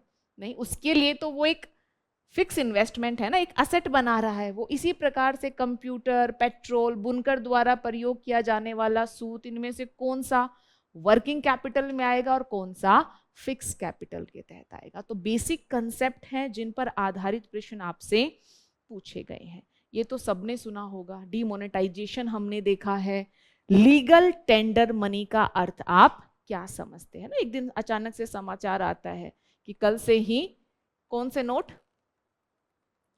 500 और 1000 के नोट लीगल टेंडर नहीं होंगे। तो ये लीगल टेंडर होने का भाव क्या है? तो ये भी कंसेप्ट है कि लीगल टेंडर क्या होता है। लीगल टेंडर होने का सिंपल सा मतलब है कि अगर जो लीगल टेंडर है उसमें आप किसी को भुगतान करना चाहो तो सामने वाला आपसे भुगतान लेने से मना नहीं कर सकता, क्योंकि वो लीगल टेंडर है। तो इस तरह के कंसेप्चुअल क्वेश्चन यूपीएससी के द्वारा पूछे गए हैं। तो एक तो पीवाईक्यू से हमें क्या पता चला? कंसेप्चुअल प्रश्न पूछे जा रहे हैं। ये कुछ प्रश्न थे, ऐसे बहुत सारे प्रश्न हैं जो विगत वर्षों में यूपीएससी ने पूछे हैं। दूसरा, और जिस प्रकार के प्रश्नों का सबसे ज्यादा स्कोप सिर्फ इकोनॉमी में होता है, बाकी सब्जेक्ट्स में कोई ज्यादा स्कोप नहीं बनता, वो है अप्लाइड तरह के प्रश्न। अप्लाइड तरह के प्रश्न ये क्या होते हैं कि देखिए ये कंसेप्ट है, अब आप इसे हमें अप्लाई करके बताइए। यूपीएससी आपसे ये ना पूछे कि रेपो रेट क्या है, सबने सुना होगा रेपो रेट तो, लेकिन आपसे ये पूछ ले कि रेपो रेट के बढ़ने से ये होगा, घटने से ये होगा, है ना, या अर्थव्यवस्था में मुद्रास्फीति है तो दर को बढ़ाना चाहिए, घटाना चाहिए। इस प्रकार के प्रश्न पूछे तो उन्हें हम क्या कहते हैं? अप्लाइड तरह के प्रश्न। और यूपीएससी ऐसे प्रश्न काफी अधिक संख्या में विगत वर्षों में पूछती रही है। और इन प्रश्नों की अच्छी बात क्या है? आपको कंसेप्ट पता होना चाहिए और एप्लीकेशन आपको समझ में आना चाहिए, फिर कुछ याद करने की आवश्यकता नहीं है। अगर दिमाग में बैठ गया तो किसी भी प्रकार का प्रश्न पूछा जाए आप उसका उत्तर दे देंगे। देखिए जरा, यदि अर्थव्यवस्था में ब्याज दर को घटाया जाता है तो उसका प्रभाव क्या होगा? उपभोग व्यय घटेगा, कर संग्रह बढ़ेगा, निवेश व्यय बढ़ेगा या कुल बचत बढ़ेंगी। अब हम हल नहीं कर रहे हैं, लेकिन भाव समझ रहे हो आप कि ये किया जाए तो इसका क्या प्रभाव होगा। इस तरह के अप्लाइड प्रश्न भी यूपीएससी द्वारा प्रीलिम्स में अच्छी खासी संख्या में पूछे जाते हैं। और करंट अफेयर की भूमिका तो हम बिल्कुल नहीं भूल सकते। इकोनॉमी तो सब्जेक्ट ही करंट अफेयर का है ना। अब आप अगर 1950-60 में जीडीपी की ग्रोथ एक एक साल की रटो, जीडीपी की ग्रोथ क्या थी उस साल, राजकोषीय घाटा क्या था, वो कोई ज्यादा इस्तेमाल में आने वाली जानकारी नहीं है। मोटा मोटा ट्रेंड पता होना चाहिए। अगर यूपीएससी ये सारी बातें पूछेगी तो कब से पूछेगी? अभी के जो 2-3 साल हैं उनकी जानकारी आपको होनी चाहिए कि जीडीपी ग्रोथ रेट क्या रही, हमारा राजकोषीय घाटा किस प्रकार का है, कर संग्रह किस प्रकार का है। इसका मतलब जो करंट में चल रहा है वो इकोनॉमी के पॉइंट ऑफ व्यू से काफी इंपॉर्टेंट है। इसलिए लास्ट में हम बात भी करेंगे कि करंट को आपको इकोनॉमी के साथ कैसे लेकर चलना है। अभी प्रश्न देखिए, कभी कभी समाचारों में आने वाला पद व्यापारी छूट दर, मर्चेंट डिस्काउंट रेट को निम्नलिखित में से कौन सबसे सही स्पष्ट करता है? जब मर्चेंट डिस्काउंट रेट चर्चा में रहा तो ये प्रश्न पूछ लिया गया। 4 ऑप्शन बनाकर यहां पर दिए गए हैं। आगे देखिए, भारत खनिज सुरक्षा भागीदारी साल पूछा गया है, में एक सदस्य के रूप में सम्मिलित हो गया है। भारत अपने द्वारा चिन्हित सभी 30 अति आवश्यक खनिजों में साधन संपन्न है। और संसद ने 2023 में खान और खनिज अधिनियम 1957 में संशोधन कर कतिपय अति आवश्यक खनिजों के लिए खनन पट्टा और संयुक्त लाइसेंस नीलामी हेतु केंद्रीय सरकार को अनन्य रूप से सशक्त किया है। तो आप समझ पा रहे हैं कि क्वेश्चन जो है इसमें ये स्टेटमेंट क्या है? करंट आधारित है। अच्छा, इससे एक बात ये भी पता चलेगी कि जरूरी नहीं है कि दी गई स्टेटमेंट करंट आधारित हो। क्रिटिकल मिनरल्स पर हम मिशन लेकर आते हैं तो क्रिटिकल मिनरल वैसे भी चर्चा में रहे हैं, तो उनके संदर्भ में क्या व्यवस्था है, कितने क्रिटिकल मिनरल हमने आइडेंटिफाई किए हैं, हमारे पास वो मिनरल्स हैं या नहीं है, कितनी मात्रा में हम आयात करते, मोटा मोटा एक अनुमान आपके पास होना चाहिए। तो ये भी हम क्या देखते हैं कि करंट आधारित प्रकार का एक प्रश्न है। इसके आगे आप देखिए, करंट का एक और भी महत्व है प्रारंभिक परीक्षा में। वो क्या है कि यूपीएससी कई बार डायरेक्ट करंट में जो बात चर्चा में है वहां से प्रश्न नहीं पूछती, अपितु क्या पूछ लेती, उसका स्टैटिक पोर्शन। कि देखिए, भारत में राज्यों के पास गौण खनिजों के निष्कर्षण के बारे में रियायतें देने के लिए नियम बनाने की कोई शक्ति नहीं है, भले ही ऐसे खनिज उनके भूभाग में आते। हुआ क्या था कि केंद्र सरकार के द्वारा 4 जो गौण खनिज थे उनको प्रमुख खनिज का दर्जा दिया था, क्वार्ट्ज, फेल्सपार इत्यादि, है ना, जिसके चलते ये पूरी बात चर्चा में रही। तो अब आपको पता होना चाहिए कि खनिजों के संदर्भ में केंद्र सरकार के पास किस प्रकार की शक्ति और राज्य सरकार के पास किस प्रकार की शक्ति है। तो करंट अफेयर 2 भूमिका निभाता है, डायरेक्ट प्रश्न भी करंट से पूछे जा सकते हैं, और दूसरा क्या है, करंट के चलते स्टैटिक पोर्शन आपका इंपॉर्टेंट हो जाता है, वहां से भी प्रश्न बन सकते हैं। आगे देखिए, वैश्विक स्तर पर इक्विटी विकल्प, छोटे निवेशकों को जोखिम से बचाने के लिए हमारे यहाँ कहीं कोई संस्था नहीं है। पूरे ही साल फिनफ्लुएंसर्स काफी अधिक चर्चा में रहते। फिनफ्लुएंसर्स क्या होता है? इन्फ्लुएंसर्स तो सबने सुना होगा, जो आपके जीवन को अलग अलग प्रकार से इन्फ्लुएंस करते हैं। अगर आपके वित्तीय निर्णयों को वो इन्फ्लुएंस कर रहे हैं तो उनको हम क्या कहते हैं? फिनफ्लुएंसर्स। तो फिनफ्लुएंसर्स को लेकर मामला चर्चा में रहा, सेबी ने कुछ गाइडलाइन दी। तो यहाँ पर प्रश्न पूछ लिया गया कि आप देखोगे कि छोटे जो हमारे निवेशक है उनको वित्तीय जोखिम से बचाने के लिए हमारे पास कोई नियामक या कोई संस्था नहीं, और हमें पता है कि हमारे पास संस्था है और वो कौन है?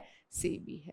तो आप देखोगे कि करंट से हिंट लेकर अलग अलग प्रकार के प्रश्न हैं जो आपसे पूछे जा रहे हैं। हाँ, नहीं, ये अभी 25 में पूछा गया है, ठीक है। तो प्रीलिम्स में हमें क्या समझ में आया कि नेचर ऑफ क्वेश्चन क्या है, आपसे जो है प्रश्न कुछ गहराई में भी पूछे जाएंगे, कुछ सही तौर के भी प्रश्न पूछे जाएंगे। यूपीएससी सामान्यतः जो चीजें ज्यादा चर्चा में रहती है वहां गहराई से प्रश्न पूछती है, जो उतनी चर्चा में नहीं रहती वहां ज्यादा डिटेल में नहीं जाया जाता। बाकी प्रश्न कंसेप्चुअल भी हैं, अप्लाइड भी हैं, करंट बेस्ड भी हैं, और करंट अफेयर के चलते स्टैटिक पोर्शन इंपॉर्टेंट हो जाता है, तो वहां से भी प्रश्न आपसे पूछे गए हैं। जब तक इतनी मूलभूत ऑब्जर्वेशन या विश्लेषण आपके पास नहीं है तब तक आप कभी भी जो भी स्टडी मटेरियल आप पढ़ रहे हैं उसे सही से अप्रोच नहीं कर पाएंगे। मेंस में क्या है?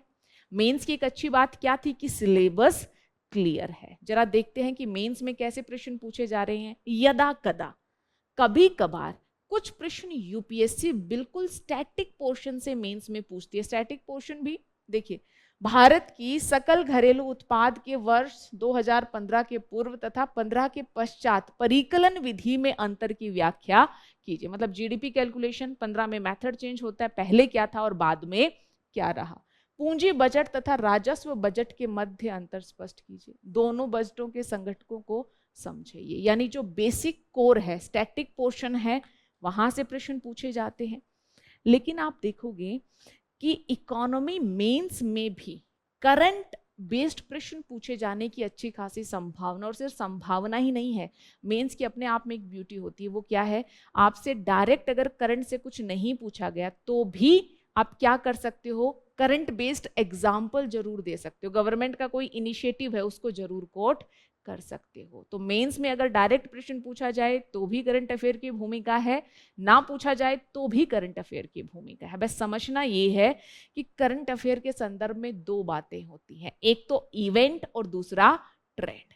सरकार ने कोई स्कीम की घोषणा की या कुछ घटित हुआ, वो क्या है? एक इवेंट है। ट्रेंड क्या है? पिछले कुछ सालों में हमें क्या ट्रेंड या क्या प्रवृत्ति देखने को मिल रही है। जैसे मैं समझाती हूँ, ये देखिए, क्या आप सहमत हैं कि भारतीय अर्थव्यवस्था ने हाल ही में वी आकार के पुनरुत्थान का अनुभव किया है? कारण सहित अपने उत्तर की पुष्टि कीजिए।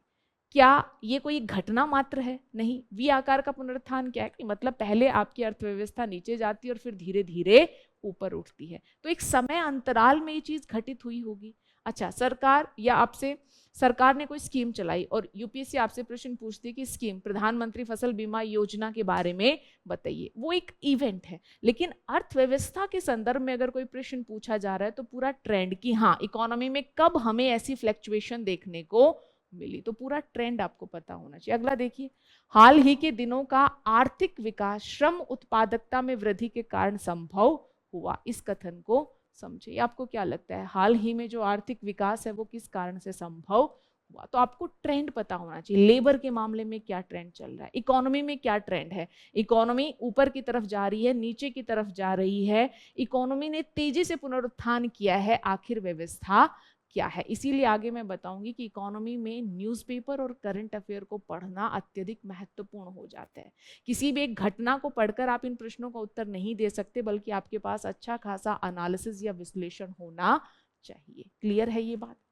अच्छा, इसके अलावा कुछ डायनामिक क्वेश्चन भी यूपीएससी पूछती है और एक अच्छी बात है मेंस की 3-4 यूनिट है जहां से 4 से 5 प्रश्न आपको क्लियरली मेंस में मिल जाएंगे। वो यूनिट्स कौन सी है? एग्रीकल्चर वाली हमने देखी थी, एमएसपी फूड सब्सिडी वाली हमने देखी थी, है ना, भूमि सुधार यूनिट हमने देखी थी, निवेश मॉडल इंफ्रास्ट्रक्चर यूनिट हमने देखी थी। ये यूनिट्स ऐसी, और इनमें भी जो पहले 3 यूनिट मैंने डिस्कस किए यूनिट्स ऐसी हैं जहां से बार बार यूपीएससी मेंस में प्रश्न पूछती है, और कई बार तो जो सिलेबस में लिखा गया है एज इट इज प्रकार के प्रश्न पूछ दिए गए हैं। इतना ही नहीं, प्रश्नों को दोहराया भी गया है।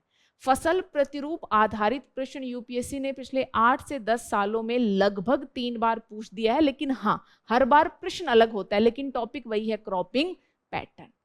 एक आपने एग्रीकल्चर के संदर्भ में और सुना होगा, इंटीग्रेटेड फार्मिंग, एकीकृत खेती। जैसे इसका बहुत सरल एग्जाम्पल है, अपने यहाँ देहात ग्रामीण समुदाय में लोग खेती भी करते हैं और पशुपालन भी साथ करते हैं। तो जब आप कृषि और संबद्ध गतिविधियों को एक साथ करें ताकि एक का वेस्ट दूसरे के लिए रिसोर्स बन जाए। पशु का, हाँ बिल्कुल, पशु का गोबर क्या है? खेत के लिए खाद है, और खेत का अपशिष्ट क्या है? पशु के लिए चारा है। तो इस प्रकार के जो मेथड्स होते हैं उनको हम किसके तहत पढ़ते हैं? एकीकृत खेती। यूपीएससी ने 2 से 3 बार एकीकृत खेती पर ही प्रश्न पूछा, लेकिन हाँ, हर बार प्रश्न थोड़ा बदल गया है। तो मेंस की अच्छी बात है कि ये जो 2-3 यूनिट है, अगर आप इनको अच्छे से तैयार कर लेते हो तो 4 से 5 प्रश्न सीधा आपकी मुट्ठी में आ जाते हैं। यूपीएससी लगातार 4 से 5 प्रश्न इन यूनिट से पूछ रही है। जैसे देखिए, एक इनमें से टॉपिक हो गया कृषि विपणन। विपणन के संदर्भ में है समेकित, जो अभी मैंने बताया, इंटीग्रेटेड फार्मिंग। समेकित कृषि प्रणाली क्या है? फसल विविधता के समक्ष चुनौतियां क्या हैं, यानी वही सेम यूनिट। इसके बाद देखिए फिर से, खपत पैटर्न और विपणन दशाओं में परिवर्तन से फसल प्रतिरूप कैसे बदलता है। भारतीय कृषि क्षेत्र को प्रदान की जाने वाली प्रत्यक्ष या अप्रत्यक्ष सब्सिडी। कृषि उत्पादों के उत्पादन एवं विपणन में हमने ई तकनीक, ई प्रौद्योगिकी सिलेबस में देखा था। तो ई तकनीक किसानों की किस प्रकार से मदद करे, यानी चीजें यूनिट से हैं, लेकिन जैसे यूपीएससी प्रश्न बनाती है वो तरीका थोड़ा सा अलग है। सीधा ये नहीं पूछा कि किसानों की सहायता हेतु ई प्रौद्योगिकी, बल्कि स्पेसिफिक बना दिया प्रश्न को। आपसे पूछ लिया उत्पादन और विपणन में, उत्पाद का उत्पादन करना और मार्केटिंग में ई प्रौद्योगिकी कैसे सहायक, आपको स्पेसिफिकली वो बताना है। हर एक बात की चर्चा आपको नहीं करनी है। तो ये यूनिट्स ऐसी हैं जो मेंस पॉइंट ऑफ व्यू से लो हैंगिंग फ्रूट है। देखिए, कृषि क्षेत्र को प्रदान की जाने वाली फिर से सब्सिडी इत्यादि के संदर्भ में प्रश्न पूछा गया है। भूमि सुधारों के संदर्भ में यूपीएससी बार बार, ये देखिए ऊपर भी भूमि सुधार, नीचे भी भूमि सुधार के संदर्भ में प्रश्न पूछा गया है। यानी जब हम पीवाईक्यू देख लेते हैं तो इससे हमें ये पता चलता है कि प्रीलिम्स पॉइंट ऑफ व्यू से कौन सी यूनिट्स हैं जिस पर ध्यान देने की आवश्यकता है, मेंस पॉइंट ऑफ व्यू से कौन सी यूनिट्स हैं जिन पर ज़्यादा ध्यान देने की आवश्यकता है, पढ़ना है तो किस प्रकार से पढ़ना है। और जब हम नोट्स बनाएंगे, अभी बनाने की आवश्यकता नहीं है क्योंकि आप लोग नए हैं, तो जब नोट्स बनाएंगे तो किस प्रकार से बनाएंगे, हमारे नोट्स में प्रायोरिटी में किस प्रकार की चीज़ें रहेंगी, करंट अफेयर को कैसे अप्रोच करना है, इकोनॉमी में करंट अफेयर का क्या महत्व और किस प्रकार के प्रश्न पूछे जाते हैं। जब तक ये सारी चीज़ें नहीं क्लियर होंगी, मोटा मोटा कहने का अर्थ है, जब तक पीवाईक्यू और सिलेबस की समझ नहीं होगी तब तक इकोनॉमी क्या, आप किसी भी सब्जेक्ट को सही से अप्रोच नहीं कर सकते। इकोनॉमी में काम थोड़ा और मुश्किल हो जाता है क्योंकि सब्जेक्ट किस प्रकार का है, डायनामिक प्रकार का सब्जेक्ट है। यहाँ करंट अफेयर की काफ़ी भूमिका है। तो ऐसे में चीज़ों को समेटने में और जो जरूरी है उसको पढ़ने में पीवाईक्यू और सिलेबस की सही समझ काफ़ी महत्वपूर्ण भूमिका निभाती है। चलिए, अब एक और जरूरी बात है, वो बात ये कि जो पीवाईक्यू वगैरह हमने देखे, उनको देखकर आपको क्या समझ में आया, इकोनॉमी की तैयारी का मर्म क्या है, मतलब क्या हमें बेसिकली पढ़ना है। 3 बातें दी गई हैं, आंकड़ा, विश्लेषण और अवधारणात्मक स्पष्टता। क्या समझ में आया? मैंने कुछ प्रश्न दिखाए, आप पिछले 5 से 7 सालों के और प्रश्न देखना, प्रीलिम्स के भी देखना और मेंस के भी देखना। आपको पता चलेगा कि इकोनॉमी में सबसे ज्यादा जरूरी अगर कुछ है तो वो क्या है, कंसेप्चुअल क्लैरिटी। चाहे आपको मौद्रिक नीति के विभिन्न उपकरणों के संदर्भ में मैं बात करूं, बिल्कुल आपको कंसेप्ट्स पता होना चाहिए, है ना। चाहे हम टैक्स टू जीडीपी रेशो की बात करें, राजकोषीय घाटे की बात करें, पूंजीगत खर्च, प्राप्ति, सब क्या है, कंसेप्ट है। तो मोस्ट इंपॉर्टेंट है कंसेप्ट। 2 कारणों से कंसेप्ट इंपॉर्टेंट है। पहला ये कि कंसेप्ट सीधा पेपर में भी पूछे जा रहे हैं, और दूसरी बात ये, जब तक आपको कोई कंसेप्ट नहीं समझ में आएगा, ना ही तो आप विश्लेषण कर सकते और ना ही आंकड़े याद रख सकते। बिना किसी बात के मैं कह दूं कि आप 5 आंकड़े याद कीजिए, 15, 26, 28, 29, कुछ भी ऐसे आप याद रख पाओगे। लेकिन अगर मैं इसके पीछे कोई कंसेप्ट दूं कि देखिए ये जो आंकड़े हैं ये इस बारे में है, इसलिए आपको याद रखने हैं, तो याद रखना आपके लिए तुलनात्मक रूप से आसान होगा। बिना किसी बेस के चीजों को रटा भी नहीं जा सकता, और रट कर एक बार तो संतुष्ट हो सकते हैं कि याद कर लिया, लेकिन कुछ समय बाद चीजें याद नहीं रहेंगी। तो चाहे प्रीलिम्स हो चाहे मेंस हो, जब तक आपको यही नहीं पता कि एग्रीकल्चर मार्केटिंग क्या है, आप आगे चीजों को कैसे लिखोगे, है ना। जब तक आपको यही नहीं पता प्रत्यक्ष सब्सिडी क्या होती है और अप्रत्यक्ष सब्सिडी क्या होती है, प्रश्न चाहे कितना भी सरल हो आप उसे हल नहीं कर पाओगे। यूपीएससी ने एक बार पूछा कि क्या समावेशी विकास बाजार अर्थव्यवस्था में संभव है, तो जरा सोचिए, ना तो आपको ये पता समावेशी विकास क्या है, ना ये पता बाजार अर्थव्यवस्था क्या, आप लिंक करोगे तो कैसे करोगे। तो कंसेप्चुअल क्लैरिटी मोस्ट इंपॉर्टेंट है, क्योंकि वहां से प्रश्न भी पूछे जा रहे हैं। और दूसरी बात, जब कंसेप्चुअल क्लैरिटी होगी तभी आप क्या कर सकते हैं, विश्लेषण कर सकते हैं। वरना जो समझ ही नहीं आया उसका विश्लेषण या एनालिसिस आप किस प्रकार से करेंगे। तो कंसेप्ट भी जरूरी है और उसके साथ ही जरूरी है एनालिसिस। और मेंस पॉइंट ऑफ व्यू से तो विश्लेषणात्मक दक्षता आपके पास होनी ही होनी चाहिए, क्योंकि चीजों का फेस वैल्यू पर लेकर नहीं चल सकते, बल्कि उसके बियॉन्ड क्या है ये समझने की क्षमता भी एक यूपीएससी एस्पिरेंट में होनी चाहिए। क्योंकि एक यूपीएससी एस्पिरेंट भविष्य में क्या बनने जा रहा है, प्रशासक बनने जा रहा है, और जिसमें एनालिटिकल स्किल्स ही ना हो, ऐसा प्रशासक किसी भी समस्या का कोई समाधान नहीं कर सकता। तीसरी बात जो जरूरी हो जाती है वो है आंकड़े। आंकड़ों को लेकर सामान्यतः इकोनॉमी में एक भ्रांति है कि हमें बहुत सारे आंकड़े पढ़ने हैं, पता नहीं कितने प्रकार के अलग अलग आंकड़े पढ़ने हैं। गलती बच्चों की भी नहीं है, मंथली मैगजीन हर जगह बहुत सारा डेटा दिया जाता है। वो डेटा इसलिए दिया जाता है कि क्या पता कहाँ से क्या पूछ लिया जाए, लेकिन हमें तो अपनी तैयारी रिफाइन करके चलनी है। हर एक अंतिम बात पर अगर हम ध्यान देने लगे तो जो मोस्ट इंपॉर्टेंट है वो हमसे छूट जाएगा। इसलिए ध्यान रहे, इकोनॉमी में भी आंकड़े उतने ही पढ़ने हैं जितने की बाकी सब्जेक्ट्स में पढ़ने हैं। आपको हर एक बात रटने की आवश्यकता नहीं है। जैसे कुछ आंकड़े इतने महत्वपूर्ण हैं कि वो तो आपको पता होना ही चाहिए यूपीएससी की अगर आप तैयारी कर रहे हो। जैसे आज मैं आपसे पूछूं, कोई भी मुझे बताएगा कि 24-25 में हमारी जीडीपी ग्रोथ रेट क्या रही, लगभग ही बता दीजिए।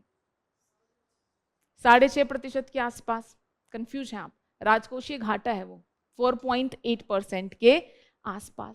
तो इतने वृद्ध स्तर के तथ्य हैं, आपको पता ही होना चाहिए। परचेजिंग पावर पैरिटी, या खरीदने की क्षमता के आधार पर हम कौन सी बड़ी अर्थव्यवस्था है, तीसरी। अच्छा, वैसे हम कौन सी बड़ी अर्थव्यवस्था है, चौथी पे आ गए। चलिए, निकट भविष्य में कौन सी बड़ी अर्थव्यवस्था बनना है, नहीं पहली तो बनना है, लेकिन अभी कुछ समय अवधि में हमारा टारगेट क्या है, वो हम ज्यादा एम्बिशियस हो गए, है ना। हमारी अर्थव्यवस्था अभी 4 ट्रिलियन डॉलर के आसपास है। अमेरिका की अर्थव्यवस्था, यूएसए की अर्थव्यवस्था लगभग 29 या 30 ट्रिलियन डॉलर के आसपास है। तो पहली तो बनना है, लेकिन गैप देख रहे हैं कितने गुना है ना। तो जो निकट भविष्य में संभव हो पाए वो लक्ष्य क्या है कि हमें कौन सी बड़ी अर्थव्यवस्था बनना है, तीसरी बड़ी अर्थव्यवस्था बनना है, $5 ट्रिलियन इकोनॉमी बनना है। तो क्या ये तथ्य ऐसे हैं जो बहुत ही माइन्यूट स्तर के तथ्य हैं? एमएसएमई का क्या योगदान है जीडीपी में? 30%। निर्यात में क्या योगदान है? 45। तो मैं जो कहना चाह रही हूँ वो ये है कि कुछ वृहद स्तर के तथ्य होते हैं जो आपको पता होने चाहिए, वही आपको पता करना है। हर एक छोटे या हर एक अंतिम तथ्य के पीछे आपको भागने की आवश्यकता नहीं है। जो जरूरी उसे ही पढ़ो। और साथ ही आंकड़ों से भी ज्यादा इंपॉर्टेंट क्या है? ट्रेंड्स है। यूपीएससी ट्रेंड आधारित प्रश्न आपसे पूछती है। जैसे टैक्स टू जीडीपी रेशियो सुना है? मान लीजिए आपकी जीडीपी है 100 रुपए, आप टैक्स कलेक्ट कर पा रहे हो 11 रुपए के आसपास, तो टैक्स टू जीडीपी रेशियो क्या हो गया? 11% हो गया। तो टैक्स टू जीडीपी रेशियो के संदर्भ में क्या ट्रेंड है? बढ़ रहा है, घट रहा है, स्थिर है? राजकोषीय घाटा आपका लगातार बढ़ रहा है, गिर रहा है, कम ज्यादा हो रहा है? आखिर क्या ट्रेंड है? जीडीपी ग्रोथ का क्या ट्रेंड है? तो बेयर फैक्ट से ज्यादा ये ट्रेंड हमारे लिए जरूरी हो जाते हैं। तो बिल्कुल जो जरूरी है उतना आंकड़े भी हम पढ़ेंगे, लेकिन उससे कहीं ज्यादा जरूरी हमारे लिए क्या है? ट्रेंड को समझना, क्योंकि यहां से इकोनॉमी की समझ हमें स्पष्ट होती है। तो सबसे पहले आंकड़ों का विषय है, ये सोचकर डरना नहीं है। यहाँ सबसे ज्यादा इंपॉर्टेंट है कंसेप्चुअल क्लैरिटी, उसी से विश्लेषणात्मक दक्षता आती है। आंकड़े कहाँ, क्या, कितना पढ़ना है, जितनी आवश्यकता होती है उतना आपको बता दिया जाता है। हर एक अंतिम तथ्य के पीछे भागने की आवश्यकता नहीं है। तथ्यों का प्रीलिम्स में यूज किया है कि कभी कभार यूपीएससी स्कीम इत्यादि आधारित डायरेक्ट प्रश्न आपसे पूछ लेती है। मेंस में किसी ने आपको कहा है कि तथ्य लिखने हैं, लेकिन हम क्यों लिखते हैं? ताकि हमारे उत्तर की गुणवत्ता बेहतर हो जाए। तो प्रीलिम्स और मेंस में दोनों में आंकड़ों का महत्व है, लेकिन सीमित महत्व है। अनावश्यक और आवश्यकता से अधिक आंकड़ों को याद रखने का कोई महत्व नहीं है। तो कंसेप्चुअल क्लैरिटी, विश्लेषण और आंकड़े, जिसकी जितनी आवश्यकता है उस पर हमें उतना ध्यान देना है। वहीं से हमारी इकोनॉमी की तैयारी होगी। किसी प्रकार की कोई भ्रांति पालने की आवश्यकता नहीं है। अधिकांश लोग आप बिगनर हैं, तो आपको क्या लगता है क्या पढ़ना चाहिए आप लोगों को? एनसीईआरटी है। एनसीईआरटी में भी मैक्रो इकोनॉमी जो एनसीईआरटी है, जो कौन से हिंदी में क्या कहते हैं, समष्टि अर्थव्यवस्था, वो मोस्ट इंपॉर्टेंट है। माइक्रो इकोनॉमी जैसे व्यष्टि अर्थव्यवस्था के नाम से जानते हैं, उसके सामने अर्थशास्त्र टर्म लिखी हुई है, वहां से कुछ एक दो चैप्टर इंपॉर्टेंट होते हैं जो आपको बता दिए जाते हैं।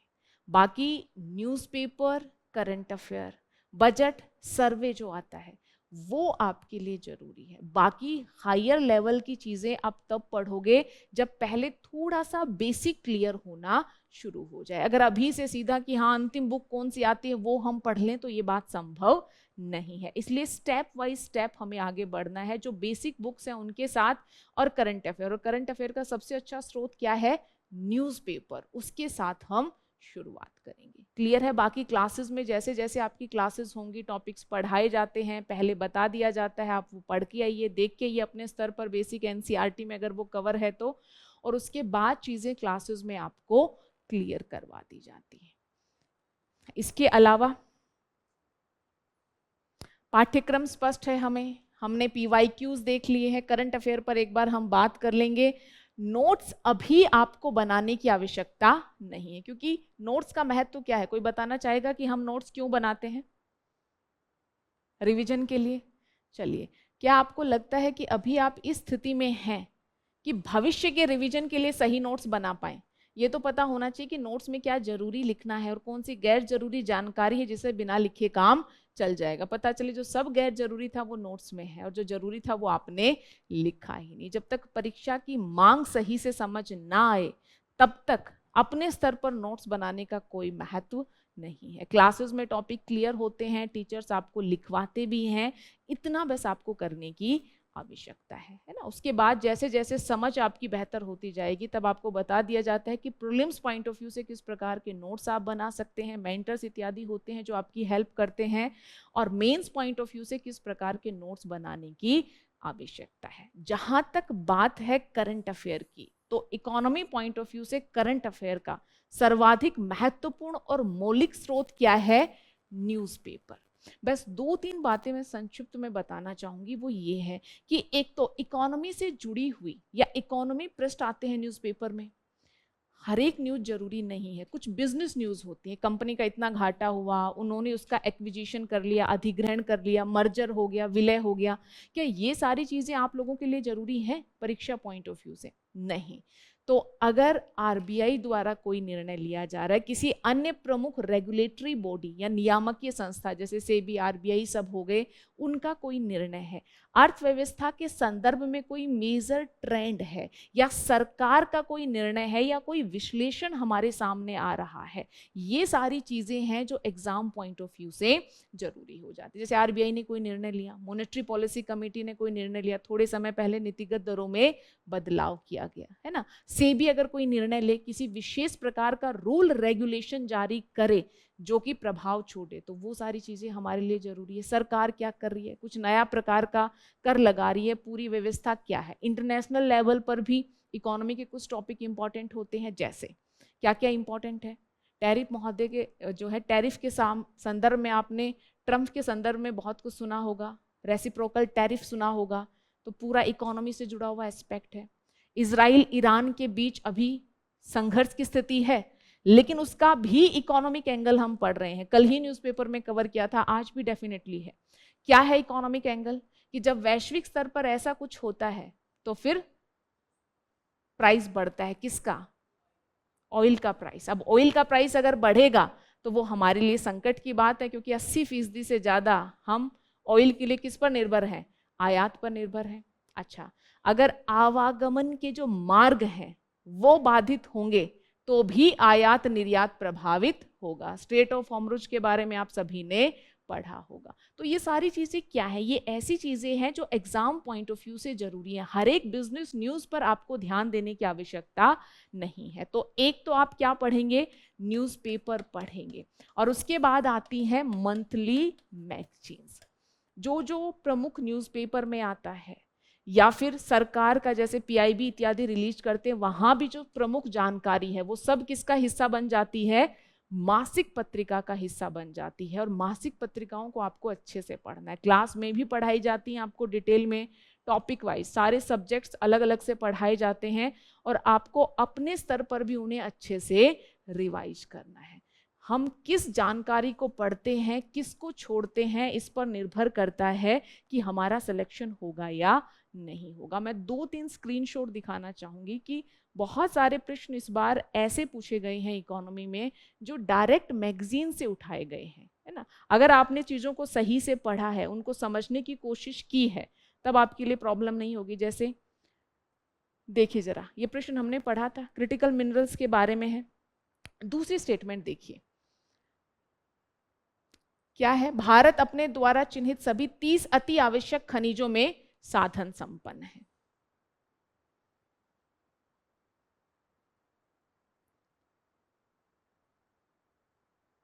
देखिए क्या लाइन लिखी गई है?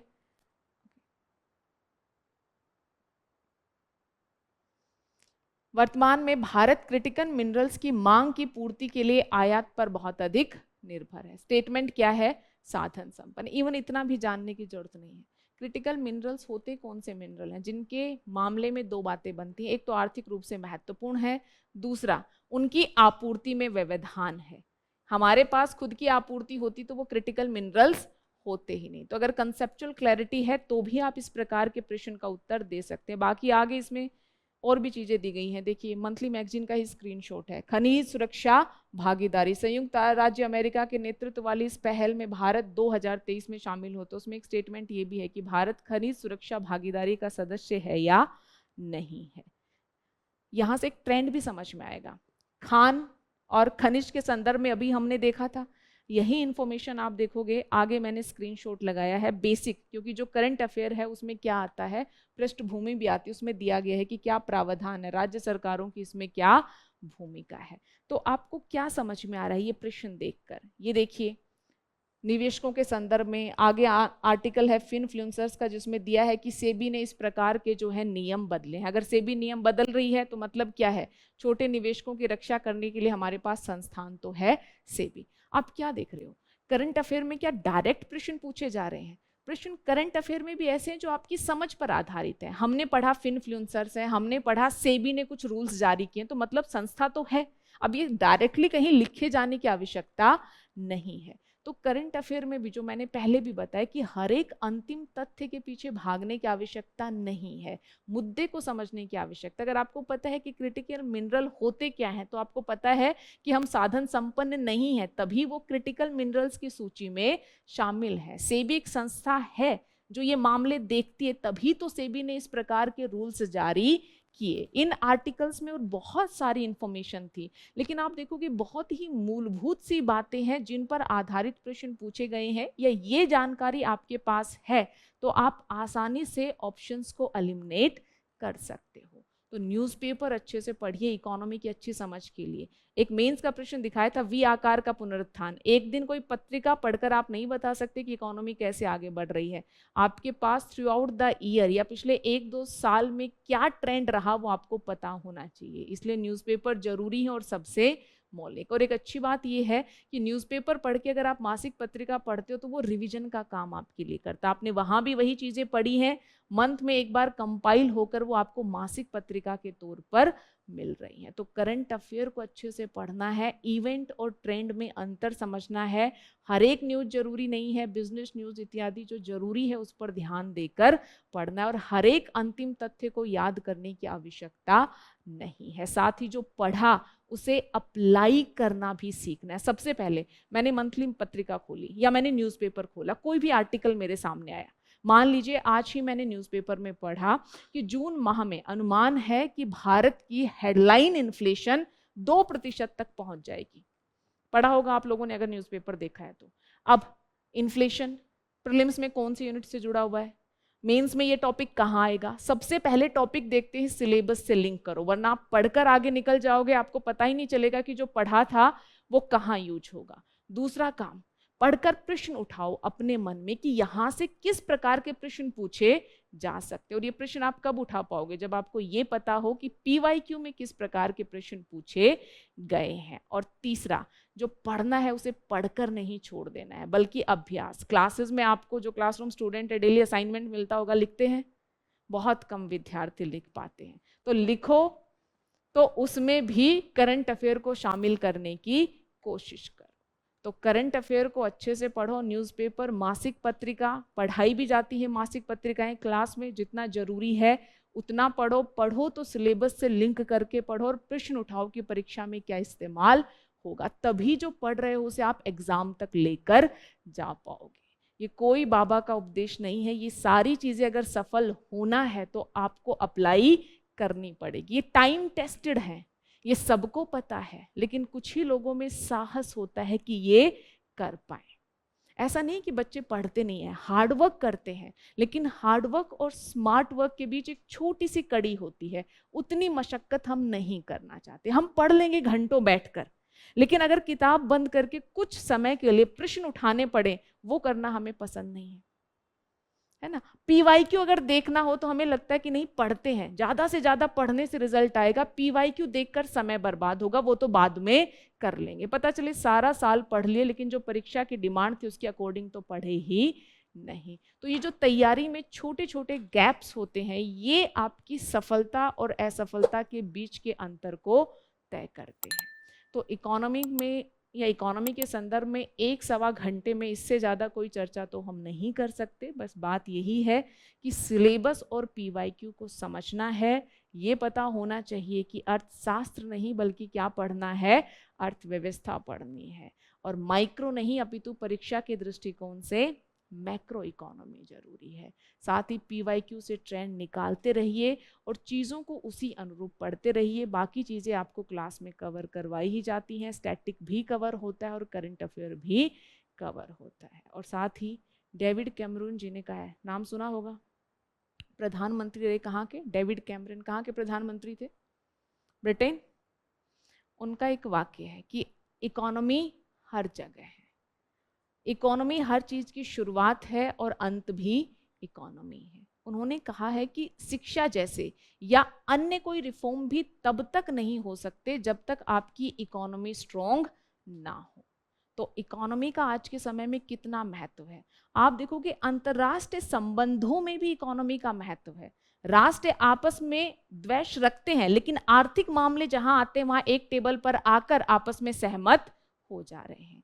आज कुछ भी वैश्विक स्तर पर हो रहा है, कोई आपदा आए, कोई जियोपॉलिटिकल क्राइसिस, जैसे हमने रशिया यूक्रेन का देखा, जैसे अब हम किसका देख रहे हैं, इजराइल का और ईरान का देख रहे हैं। सबसे पहले अगर कुछ प्रभावित होता है, लोगों का जनजीवन तो प्रभावित हो ही रहा है, उसके बाद क्या प्रभावित होती है, इकोनॉमी। और प्रभाव इतना है कि जिस राष्ट्र में ये हो रहा है वहीं तक प्रभाव सीमित नहीं है, बल्कि दूर दराज के देशों को अपने लपेटे में ले रही है। चल रहा इजराइल और ईरान के बीच है, चल रहा रशिया और यूक्रेन के बीच है, लेकिन भारत भी प्रभावित हो रहा है क्योंकि वैश्विक स्तर पर कमोडिटी प्राइस प्रभावित हो रहा है।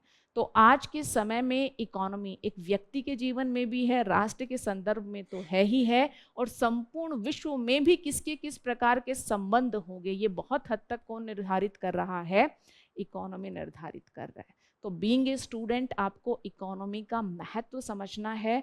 और साथ ही अब्राहम लिंकन जी की कोटेशन है जो आप सभी जानते हैं, मैं सिर्फ उसे याद दिला रही हूँ, मैं यहाँ पर सिर्फ जामवंत का कार्य कर रही हूँ। उन्होंने क्या कहा, अगर आप मुझे कोई पेड़ काटने के लिए 6 घंटे दोगे तो मैं 4 घंटे क्या करूंगा, कुल्हाड़ी की धार बनाऊंगा। तो मतलब इस परीक्षा को क्वालिफाई करने के लिए आपको पढ़ना है, तो पढ़ने से पहले किस प्रकार से पढ़ना है, इस दिशा में आपको कार्य करना पड़ेगा। ये आपके लिए कुल्हाड़ी की धार बनाने के समान है। तो जितना शुरू से ही सचेत होकर पढ़ना शुरू करोगे, सिलेबस पीवाईक्यू को समझ के पढ़ना शुरू करोगे, लिंक करके पढ़ना शुरू करोगे, उसी अनुरूप आदत बन जाएगी। क्योंकि एक बार आदत अगर बिगड़ जाती है तो उसे सुधारना मुश्किल होता है। आई होप कि जो मैंने बताया है वो आप समझ पाए हैं। चलिए, तो आज के सेशन की 5 लर्निंग मुझे फटाफट बताएंगे। हाँ, पीवाईक्यू सिलेबस मैंने बता दिया है, वो मेरी तरफ से था। PYQ syllabus, what next? ठीक है, ऑनेस्टी के साथ पढ़ना है, ठीक है। इसके अलावा ये तो मैंने बताया नहीं, लेकिन हाँ कोई बात नहीं, सोर्स लिमिटेड और मल्टीपल रिवीजन वो आपको ओवरऑल एक्चुअली स्ट्रैटेजी में बता दिया गया होगा, इसलिए नहीं बताया गया था। चलिए, इसके अलावा current affair, news, monthly magazine जितना जरूरी है उतना। इकोनॉमी में सबसे इंपॉर्टेंट क्या है, कंसेप्चुअल क्लैरिटी, और वहीं से फिर विश्लेषणात्मक दक्षता और आंकड़ों को याद करने की क्षमता आप में आएगी। प्रीलिम्स के लिए कुछ एरियाज इंपॉर्टेंट है, जैसे अभी तो ब्रीफ में बात हुई। प्रीलिम्स के लिए हम देखते हैं मुद्रा और बैंकिंग इंपॉर्टेंट है, बाह्य क्षेत्र के इंपॉर्टेंट है ना, सेकेंडरी मार्केट इंपॉर्टेंट है, शेयर मार्केट के नाम से जिसे आप जानते हो। उसी प्रकार से मेंस के कुछ टॉपिक इंपॉर्टेंट है, तो हमने कौन से देखे, agriculture, subsidy, infrastructure, land reforms, ये एरियाज ऐसे हैं जहां मेंस से ज्यादा प्रश्न पूछे जाते हैं। तो ये जो इकोनॉमी स्पेसिफिक ऑब्जर्वेशंस है, इन पर आपको ध्यान देना है। बाकी जो मैंने बताया वो यही है कि हार्ड वर्क और स्मार्ट वर्क के बीच थोड़ा सा गैप होता है। थोड़ी सी कोशिश करके अगर आप इस गैप को फिल कर देंगे तो आपके सफल होने की संभावनाएं तुलनात्मक रूप से बढ़ जाएगी। क्लियर है? इसी के साथ बहुत सारे बच्चे नई तैयारी शुरू करने वाले हैं। मेरी तरफ से आप सभी को ढेरों शुभकामनाएं, अच्छे से पढ़िए, ठीक है। All the best.